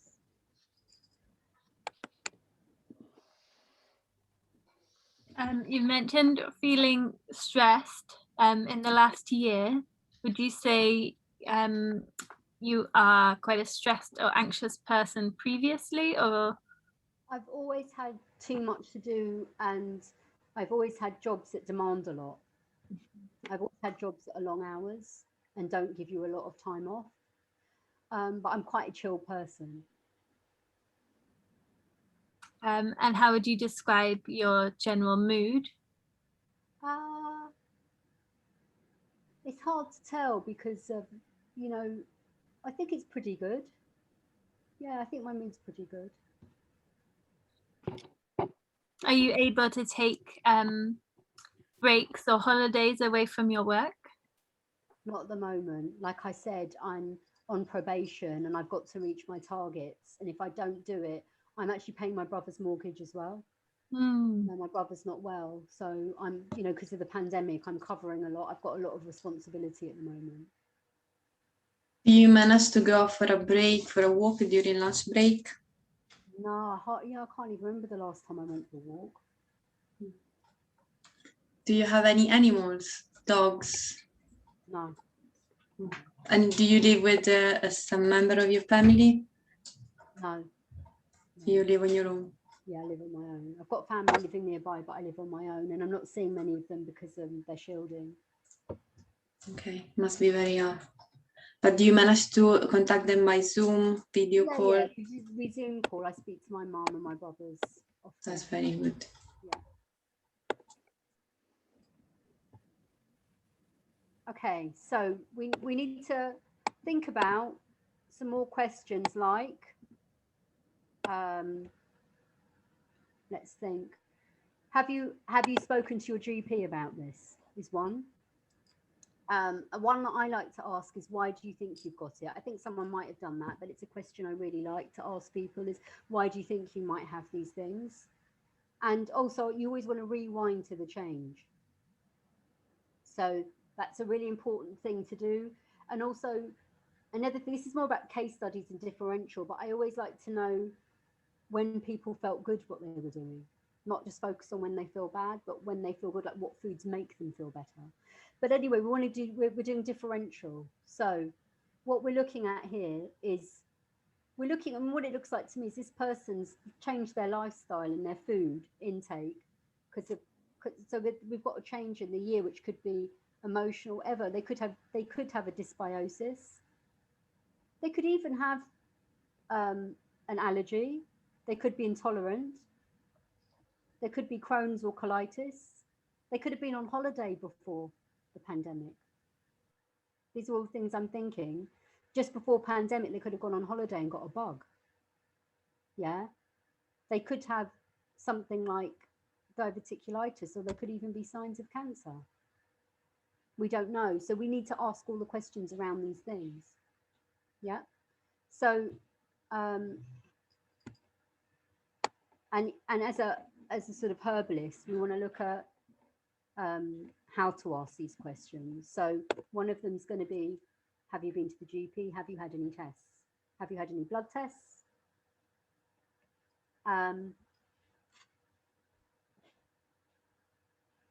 Okay, so let's go through some conditions for our own mental differential.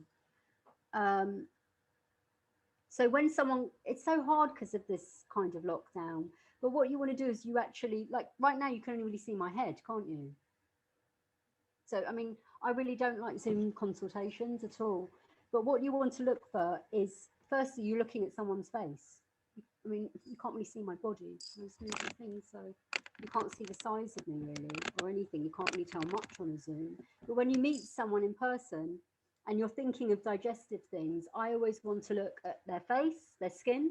Someone did ask about the skin, because if liver stuff's going on, you can also look at the angles of their mouth here for dryness or the texture of their lips. And you can see angular stomatitis for, you know, long-term Crohn's. I've worked with people with Crohn's and they have very dryness here, and they often have very dry feet and even sores on their feet if it's undiagnosed. And you look at their fingers, their fingernails. Yeah? Does everyone know why you do that? So you look for longitudinal striations. You look, I mean, obviously there are idiosyncrasies, but an unhealthy nail is very apparent. So it's not like you're looking for something like a few little stripes in a nail. When someone has got a long-term, like after a year of a serious condition, like an inflammatory bowel disease, you will see it on their nails. Yeah, if someone's got, and then also people don't always talk about the extent of their diarrhea or their pain. And it's not till you actually physically look at their body, you realise that the suffering they've been going through. And this is actually, there is somebody that I've worked with that had a doctor phobia and didn't go, and they were living with Crohn's for about 2 years. And I watched her body sort of deteriorate without treatment and without even taking the herbs because she was so anxious, or even listening to the dietary advice. So it's like, what I'm trying to say is that people don't always tell you anything. But so one thing, we want to know what the blood is, don't we? So we want to know the colour of the stool. So I'm just thinking how I would do this. So I'd probably ask, so I would do the examination probably at the end, but we want to observe as we're talking to someone. So you'd want to say, are you worried about this? Is something I'd ask someone. You'd also, in the family history, you'd do various things to see if there's any bowel cancer in the family and all that kind of stuff. And then, okay, no worries, Amanda. And then you'd say, then you might, so the red flag questions are, have you lost weight? Do you have pain that never ends? That's, you know, it's constant. That's a red flag sign. Another one is you want to know the nature of pains. So like the one I was trying to describe was actually just gas, and when it's sharp.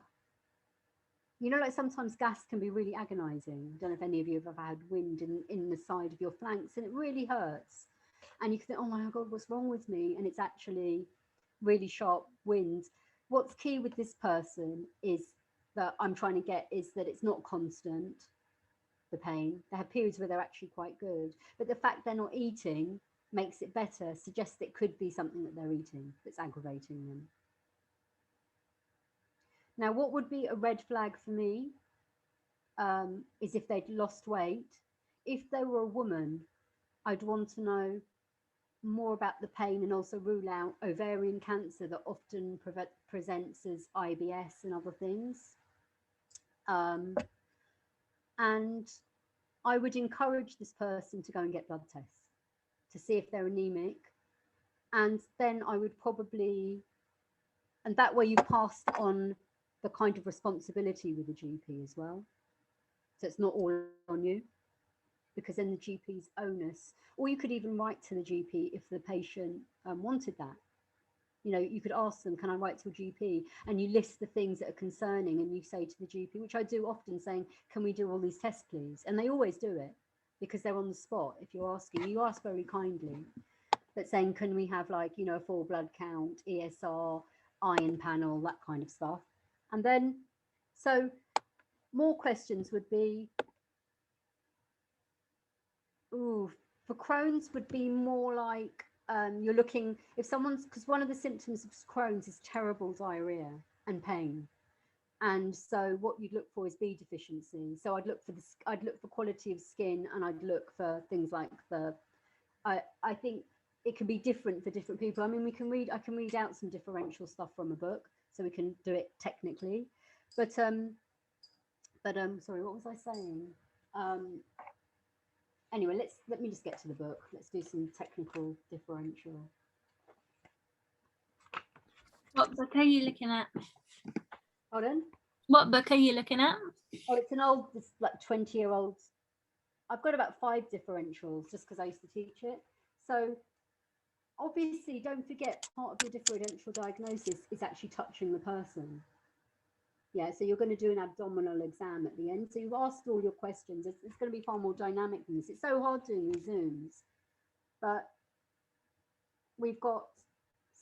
let's do differentials for abdominal swellings. What could that be? You're going to make sure they're not pregnant. Yeah.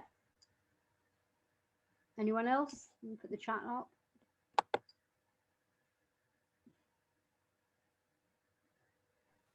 Intolerance could be. Yeah, I mean, a food intolerance, definitely. I mean, I think, even simple things like, someone's gut flora can change really badly and you just get bloating all the time. I mean, definitely if I had a person like this and I didn't suspect anything serious, I would definitely put probiotics and prebiotics in their diet. Yeah, so swellings we're looking for, if it's a woman, we're looking for, is it gynae? Is it hard? Is it changeable? Is it wind? Is it fat? Yeah, and you also observe. So the first thing you do in any examination is you observe. If you're doing an abdominal exam on someone, I usually do it at the end. I make sure my hands are warm. I tell them what I'm going to do, and then I get them to lie down with their feet bent and a pillow under their knees, so they're comfortable and their rectus abdominis isn't tense. And I ask them how they feel about having an exam as well. Because if someone doesn't want one, I don't give them one. And then what I do is I put my hand on their belly above or just below their umbilicus, where the, what's it called in Chinese medicine? Can't remember what it's called. It's called the fountain of eternal bubbling life. I can't remember what it's called. But I put my hand under their belly and I just rest it. And I literally do that for about 30 seconds. I don't do anything more than that. And with that, you can sometimes get a kickback of an aorta, or you can even get, you can feel peristalsis. But also it's a way of calming the patient and having touch. And what I did want to say earlier, when we look at herbal medicine around the world is within holistic traditions. In this country, everything's become segmented and sort of separated. And in other traditions, touch and other healing modalities are part of the healing, and touch is important, and it's something that we're all missing. So I'm not saying I touch all my patients, but if I do touch them, I do it with tenderness, affection, and respect, and with intention of respect and of giving them good energy. So when I put my hands on someone's stomach, it's very soft, and it's to actually sort of comfort them a bit, and to know that I'm not just going to go digging around in their bowels with my hands externally. So I'll put my hand on, I make sure my hand's warm, and then you start feeling around very slowly, very gently. And everybody's very different. Some people have very taut, tight bellies and you can't go in. Some might have a lump and you can actually feel the poo in their bowels, especially with little kids. You can actually feel the stool really well if you feel babies' bellies, and they're like little drums. And older people, you can sink your hands right in and almost feel their spine sometimes. It's amazing the difference between people, and you can feel different things. But then you can percuss. So you can feel for lumps and bumps. And if someone's got advanced cancers, you can feel tumours. But you can also, it's not your job to, scans will show that, but you can feel a lot. And you get the quality of the pain by asking. And also you can actually, if someone's in a lot of pain, you can touch it and aggravate their pain. That's why you've got to be very gentle. And then you can do percussing, where you feel, the texture. Is it tympanic? Is it solid? And that kind of stuff. And you can feel for inguinal lymph nodes that they're swollen, and you can feel for sore liver, and you can feel for a hard liver, you can feel for a swollen spleen, and you can feel for, I'm just thinking of things, all the things I felt in my life, and you can feel for, you can feel the pain sometimes on someone, you can feel the tension in their bowels, you can feel tension. You know, it's like an energetic, like with anything, if you work with a lot of bodies, you can feel the tension on people and you can feel if they're relaxed. So, okay, let's have a look. So, swellings in the abdominal wall. Okay, so swellings may be acute, chronic, general, or local, and caused by abdominal accumulations of a gaseous, solid, or liquid. Oh, that's what I missed out, ascites, which is like free-floating fluid in the abdominal wall. I see that a lot. Swellings situated in the abdomen wall itself can be recognized by their superficial position, by their adherence to the skin, the subcutaneous fascia or muscles, or by their failure to follow movements of the viscera immediately underlying the wall. Have you learned all of these things, by the way, like through tapping the belly? You've done all of that? Okay. I think we're quite out of practice, but we did do that in the beginning of last academic year. I mean, We're just doing it now. okay. Okay, I mean, it's something that's really nice to practice on people, even your friends and stuff, but now we're living in really hard times, so I suppose you've just got to watch YouTube videos, which when I studied, there was no internet. So we had to do everything on each other, really. Do you all know the anatomy of the tummy, like when it's in quadrants? Like you've got epigastric, hypergastric, all of those words, the abdominal square, and all of those. So, so this person probably hasn't, I'm just looking at my book at different things. So look, there's a picture there. Can you see that? That's quite stark if you saw that. What do you think that could be if you saw that? Can you see it? Tumor. Hernia. Herniated. It's a Oh. yeah, but you could, for me, if I saw that, I would think it's either a tumor or a hernia. They're the two things I'm thinking it would be. So that's quite an obvious one. So, okay, it may be impossible to differentiate. See, we don't know it all. For obvious reasons, in an intra-abdominal mass that has become attached to the abdominal parietes either is an inflammatory process or a malignant one. Oh, that's relating to the picture. A simple test should be applied to all abdominal masses is to ask the patient to raise his legs or shoulders from the couch. This procedure tightens up the abdominal muscles, and if the lump is intraperitoneal, it disappears. Yeah? And if it's situated in the abdominal wall itself, it persists. So there are exercises you can do, just get someone to go into sort of fetal position a bit. This is not your job as a herbalist to have to do this. You know, you'd send someone if they had something sticking out like that. But there are things herbally you can do to help them. And your job to rule out red flags is to cover the patient and cover yourself, if you get what I mean. Not like I'm thinking of litigation or anything, but just morally and responsibly. You know, you need to know what's going on. So you might need more methods beyond just guesswork. Inflammatory swelling of the umbilicus in newborns is rare.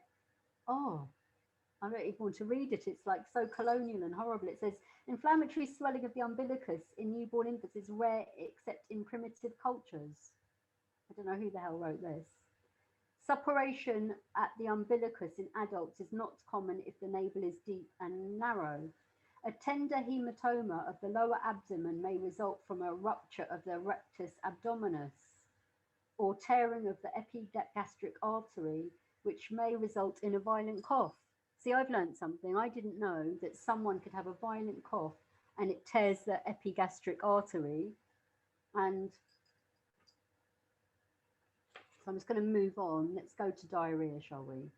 That's swellings. because that's very specific. This person's got, so how would you, this person's got wind. So how do you find out they've got wind apart from the fact that they're farting a lot?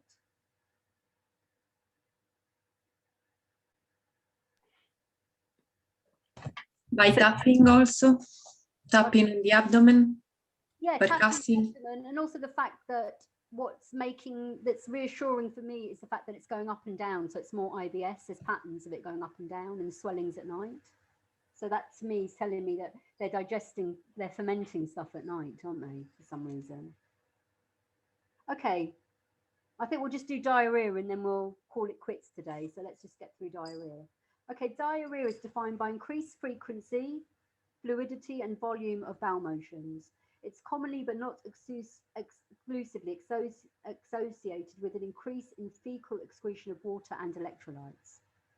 So if someone's shitting a lot, they're losing salt from their body and water too. So as a herbalist, this is something you can really address with herbal teas and mineral-rich herbs. In fact, even apple cider vinegar herbs are very nice because it extracts the mineral from the herbs and they get probiotic. So even having apple cider herbs with apple cider vinegar, I've got into making it, the apple cider vinegar myself, and then you steep the herbs in it. That's quite nice for someone who's got things like this, you know, to help with diarrhea. What kind of herbs would you extract in the vinegar for this? Probably nettles, cleavers, equisetum, horsetail. Okay, in some instances, there is frequent passage of bowel motions of normal consistency and weight, or of blood and pus. And if it's got blood and pus, the technical name is exudative diarrhea. I didn't know that. In an assessment of many differential diagnoses of diarrhea, it's important to consider the possible mechanisms that may be involved.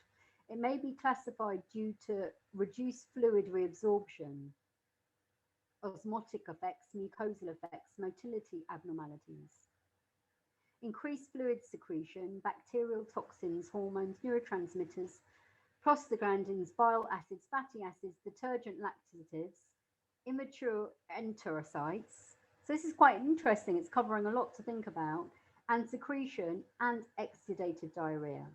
As diarrhea is a symptom, thank you, book, you said something good. It is not a disease in itself. It is important that every patient, the underlying cause is identified. After a routine history and physical examination, including a rectal examination. Now, as a herbalist, I don't think we do that often, really, do we? I don't know, have you guys learned about rectal examination? Is it a no-go? We did digital rectal examinations in the clinic, I kid you not. Well, I did, not many other people. No, we've never done that. It's never even been mentioned, actually. It's like 20 years things.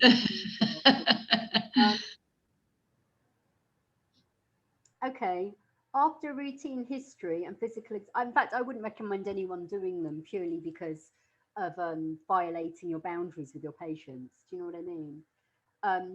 Investigations must include examination of the stools by the naked eye. Again, I'd leave that to pathologists. You know, you don't really want your patients coming with a sample of poo. It's not very pleasant and hygienic. By the microscope, by microbiological investigation, sigmoidoscopy and colonoscopy, radio examination of the barium enema and small enema, and analysis for stools and lipids. I was just actually going to say something to you guys. It's really interesting. If you've got really bad diarrhea, they give you, and as hideous, I've experienced this. I went away to West Africa and came back with amoebas and some other infections. And I came back and someone had made me some baobab water, baobab juice. And I thought they'd boiled the water because I'd had it every day. And I drank this water that had obviously just not been clean water. And I felt peaky from when I drank this drink. Like I started to feel really, really peaky, and came back and sort of had diarrhea for about 4 months, like continually. But it wasn't bad diarrhea. It was like 3 times a day, but when I went, I had to sit on the loo and I was really dehydrated afterwards, and it was like really urgency when I had to run. And they sent me to the Tropical Disease Hospital, and all these tests came back and it tested positive for so many parasites, I couldn't believe it. And then I had to go, they had to rule out other things because I was so anemic. And they sent me for a barium meal, which is like where you put this stuff. I mixed it up and I refused to drink it. I had one sip of it and I said, there's no way I'm putting that in my body, because I'd been so ill. And this stuff, I had to drink like this much of it, like a 2 pints of it, and it gives you diarrhea. So I'm just telling you, I'm not saying people shouldn't do this, but I was just, my gut told me I wasn't going to drink something. I needed more tests before that. But they'd actually booked the whole colonoscopy for this diarrhea I'd had. And they wanted to put a scope down my throat and up my bum and give me a thing that was going to give me diarrhea for a day. But I was just thinking, imagine if someone's, because I was quite fragile, imagine having diarrhea, a drug that gives you diarrhea. I just wanted to let you know what these tests are actually. Do you mean that really really sweet diluted drink? Yeah. Is that the? Yeah, and it was so sweet. Yeah. I'm not good with sweet things. I was just yeah. I had to have that pre-surgery and it was horrendous. Yes, it was I'm just saying, awful. imagine someone's got diarrhea, rather than just saying don't eat for 2 days and fast, you know, and actually empty your bowels that way, like say hold fast for 2 days. It's like, no, they have to clear it in a really quite a brutal way. So barium enema, a small analysis of stools for lipids, bile acids, osmolarity.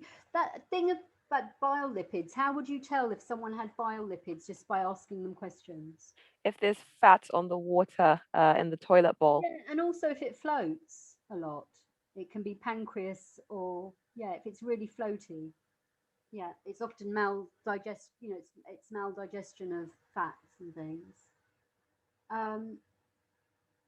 Okay, so diarrhea, we'll cover this quickly and we'll finish at diarrhea, but diarrhea in infancy is different than diarrhea in adults. Why is that?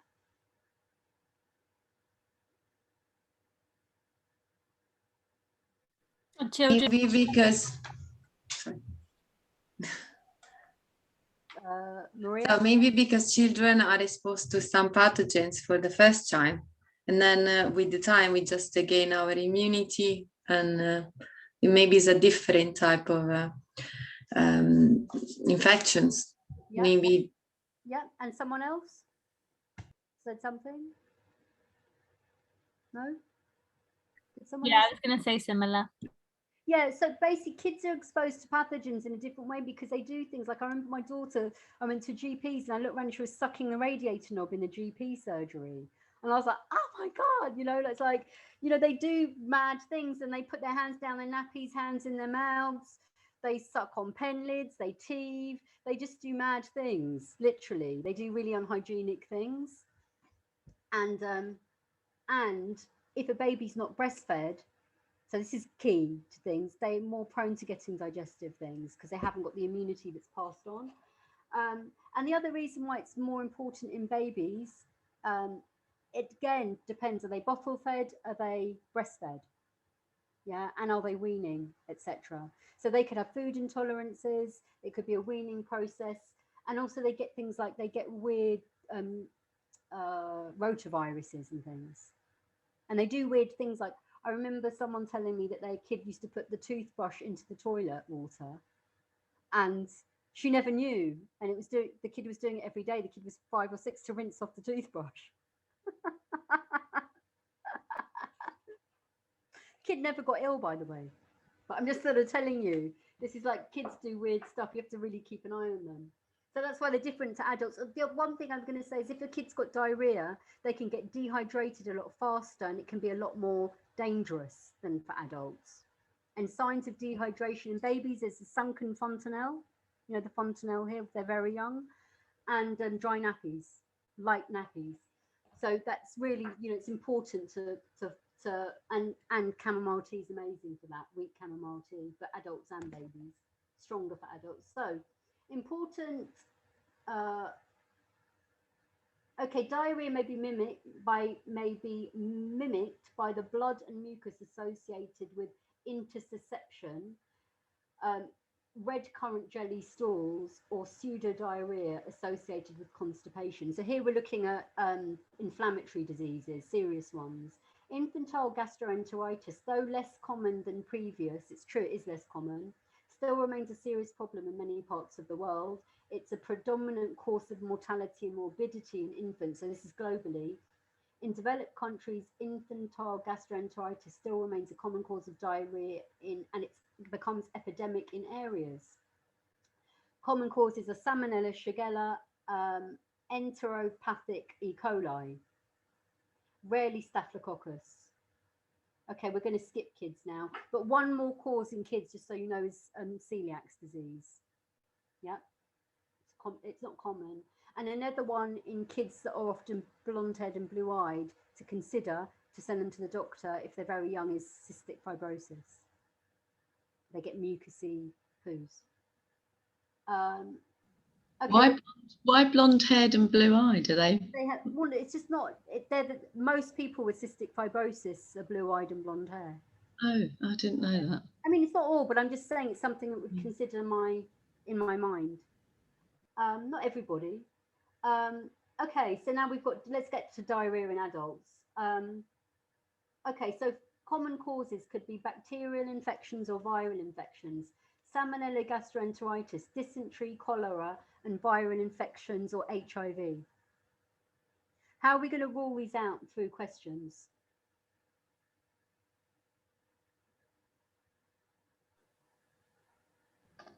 Ask if they've been anywhere where those diseases are sort of prevalent. Exactly. Ask, have you been anywhere where the water might not have been clean?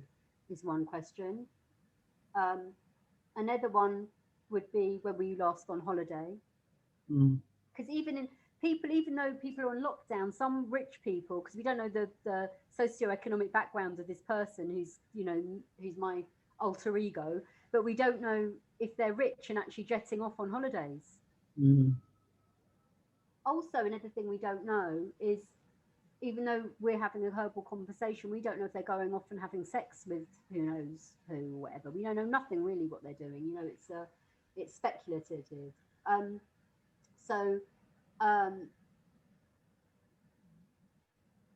Yeah, I mean, to do a differential for things like viral and dysentery is linking it to actually dirty water.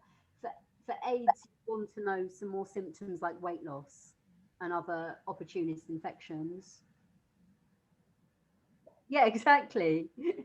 Okay, okay, one of the differentials is celiacs, and that could be one for this person because they've got diarrhea after they eat wheat, haven't they? And they've got bloating and pain.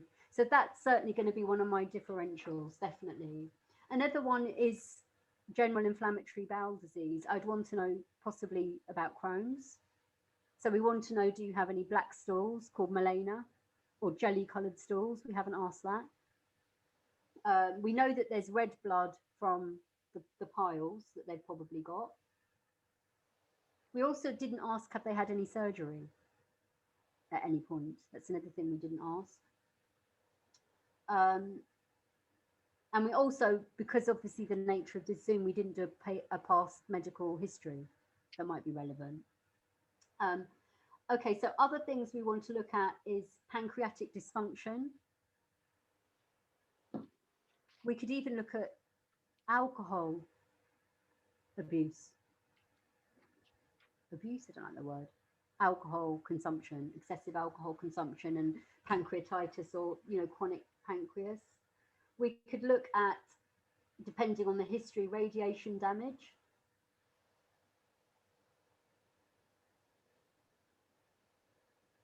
And then there are things like different syndromes from drugs. I mean, the one thing I said is that they're on metformin and statins, and the side effects of statins can be all of these symptoms. Yeah, and the side effects of metformin can be all of these symptoms. So it could be just the drugs they're on. I didn't know that. I didn't know that. That's why I said it. With this hypothetical patient, it sounds like it's like a combination of a lot of things. Yeah. Everything's kind of exacerbating. Well, this hypothetical patient's had pandemic, stress work, changed diet, and is on statins and metformin all at once. So, you know, as a clinician, as a herbalist, you're going to have to work out, you know, are you going to give them statin-like herbs and reduce the statins? You know, you need to know how bad is this risk factor for them. Are you going to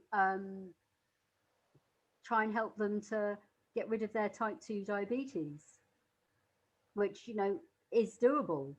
And also, you know, I want to get this person off their seat. They're sitting down they're in a sitting down position doing a Zoom, which is going to make them more prone to piles and things like that, because they're not actually pumping lymph anywhere, and they're just sitting in this sort of blobby position that isn't good for any of us. And there's no chi flow going around. You know, so all of you, like when you get off this, walk around. It's raining here, but move around for 10 minutes, literally 10 minutes, and march on the spot. Get your chi moving, you know, do it, because it's the difference between not getting sort of, you know, congested in your pelvis and that kind of stuff. Okay, let's wrap this up. So another thing could be general anxiety can give diarrhea. You know, when people really get stressed in their bowels, especially children get it. Then, so we said drugs, antibiotics. We didn't ask if you had any antibiotics. Some antibiotics just give you diarrhea for months afterwards because they mess up your microbiota so bad.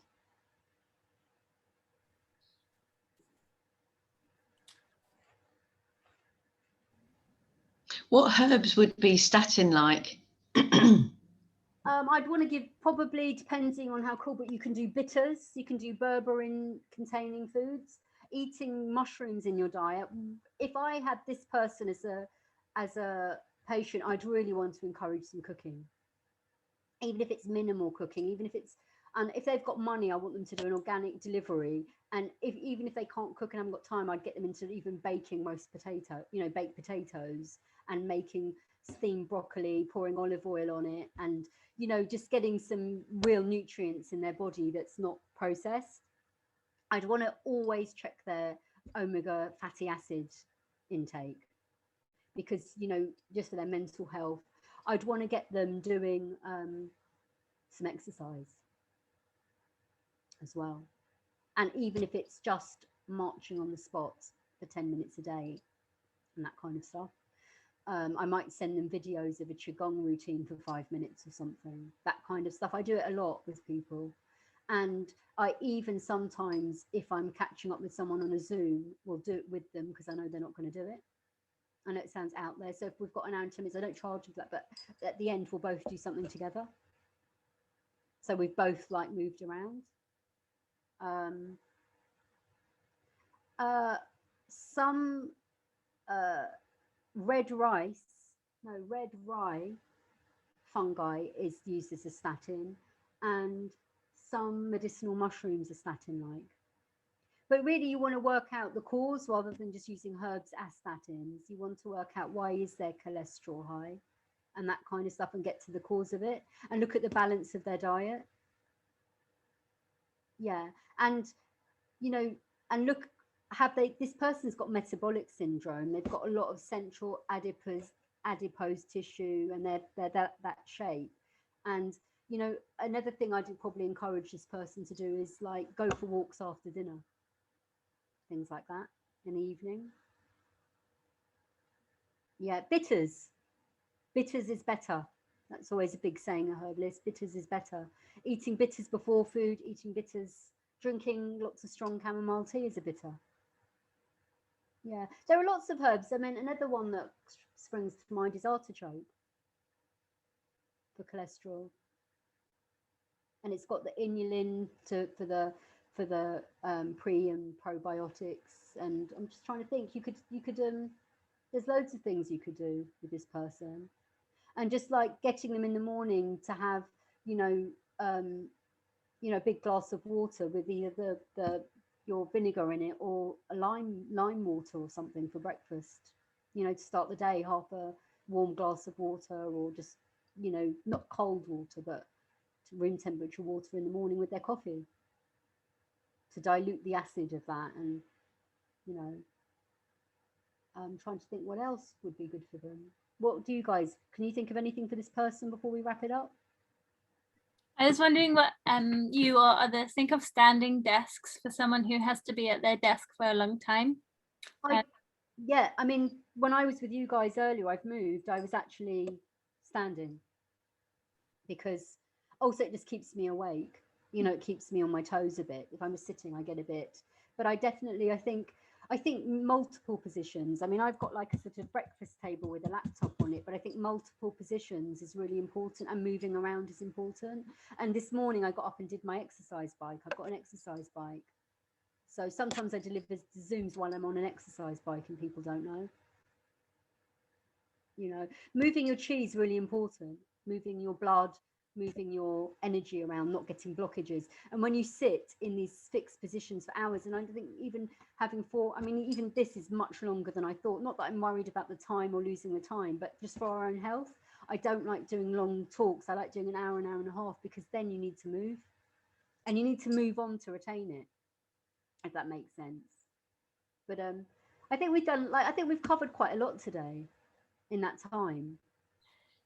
I have a tech question. Go on. If anyone techie can answer, I've recorded this and I just want to make sure I save it before I like exit the Zoom. Does anyone know how to do it? Caroline, have you saved when you decided to save it? Did you set up the meeting to start the recording? Yeah, I said save. It's recording, and then I clicked. Okay. And did they in the moment you do that, they ask you if you want to save it on your computer or in the cloud? Did you select the cloud? I selected save to my computer. Okay, then automatically you should save it on your computer. Usually I always save it on the cloud, because I feel that, you know, if something goes wrong with my connection, it might not save it. So usually what I do, I always save it in the cloud, and then they prepare and they give me a link within a couple of hours. Okay. I never used it this way, where I save it on my computer straight away. So probably you have to wait a bit after the meeting, after you close. Okay, so before we go, when's our next one? What are we doing it on? Are we doing Vitex? Is that That's fine, yeah. Yeah. And then, yeah, I'm just trying to think how it's going to work, because I think doing two things, I'm just trying to work out how to do it time-wise, because I tend to go on a bit, because I didn't even give you half of the chamomile, because I had so much. I'm trying to think how we can do it. Let's say I'll prepare the same again for Vitex if I can. And then, yeah, let's do the date and then I'll think about it. And people can email me, they've got my email, and I can put my phone number up as well if anyone ever wants to WhatsApp me anything. 07947. There's my number if any of you need it. And also you can WhatsApp me if you ever just have any herbal questions or any academic breakdowns that you need help with anything. Just message me. That's really kind, thank you. Yeah, it's fine. It's a pleasure. I mean, I'm not, you know, I haven't got too much on. It's fine. I can't see your number. It hasn't come up in the chat. Have I done it? Oh, brilliant. Thank you.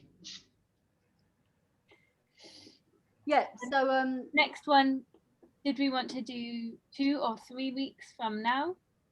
It's up to you guys. Let me have a look at the week.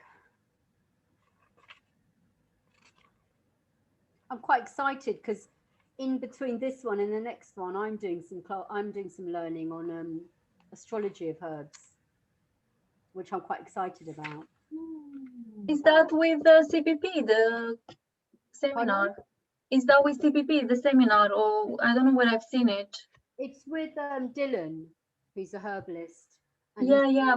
I saw it advertised somewhere, either on CPP or NIM website. I think it's the Institute. What are they called? No, they're called the something of Master Herbalists, which I just can't bear that name.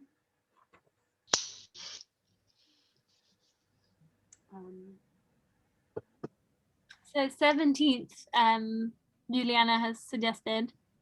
I can't Oh no, I've got that in my diary already for some reason. Did we want to do it slightly later in the day on the 17th? So it's in 2 weeks' time. Yeah. I can't because I got peer supervision. Yeah, because I think for the peer supervision for level 6, we could do it a bit later, but I don't know what time is your one? I can't recall, but I think it's starting at 2 o'clock, so maybe running till 4. Is it not Like- at the same time because of the peer supervision groups, not like level 5 and 6 mixed? Yeah, they're mixed. Yeah, well mixed. Do you know what time do they finish the session? I can't remember. I think it's 2 hours. Okay, so it will be 4 o'clock. But is that okay for you time-wise, computer-wise? Do you need a break or anything? But the 17th, somebody, Rose said that she thinks it might be already bookmarked with Christopher Etheridge. Yeah, but it's at 5 o'clock, the meeting. Oh, right, okay. Wednesdays maybe aren't going to be the easiest day anymore. We don't have to. I mean, We can try another day. Shall I send out a doodle poll for people and we can try and work out what days are good? yeah. I think Yeah. that may be best. Because Yeah. not everyone's here now, but something around 2 weeks time from now. Yeah, something around 2.5 weeks time, and 2.5 weeks. and yeah, we'll do Vitex and something gynae. Nice. We'll do Thank you something- so much. That's Really, all right. really enjoy. Thank you. Thank you, very, very informative. Oh, that's good. Oh, glad. Thank you very much, Claudia. That was amazing. Bye. Bye-bye. You, bye-bye. Bye, guys. Bye-bye.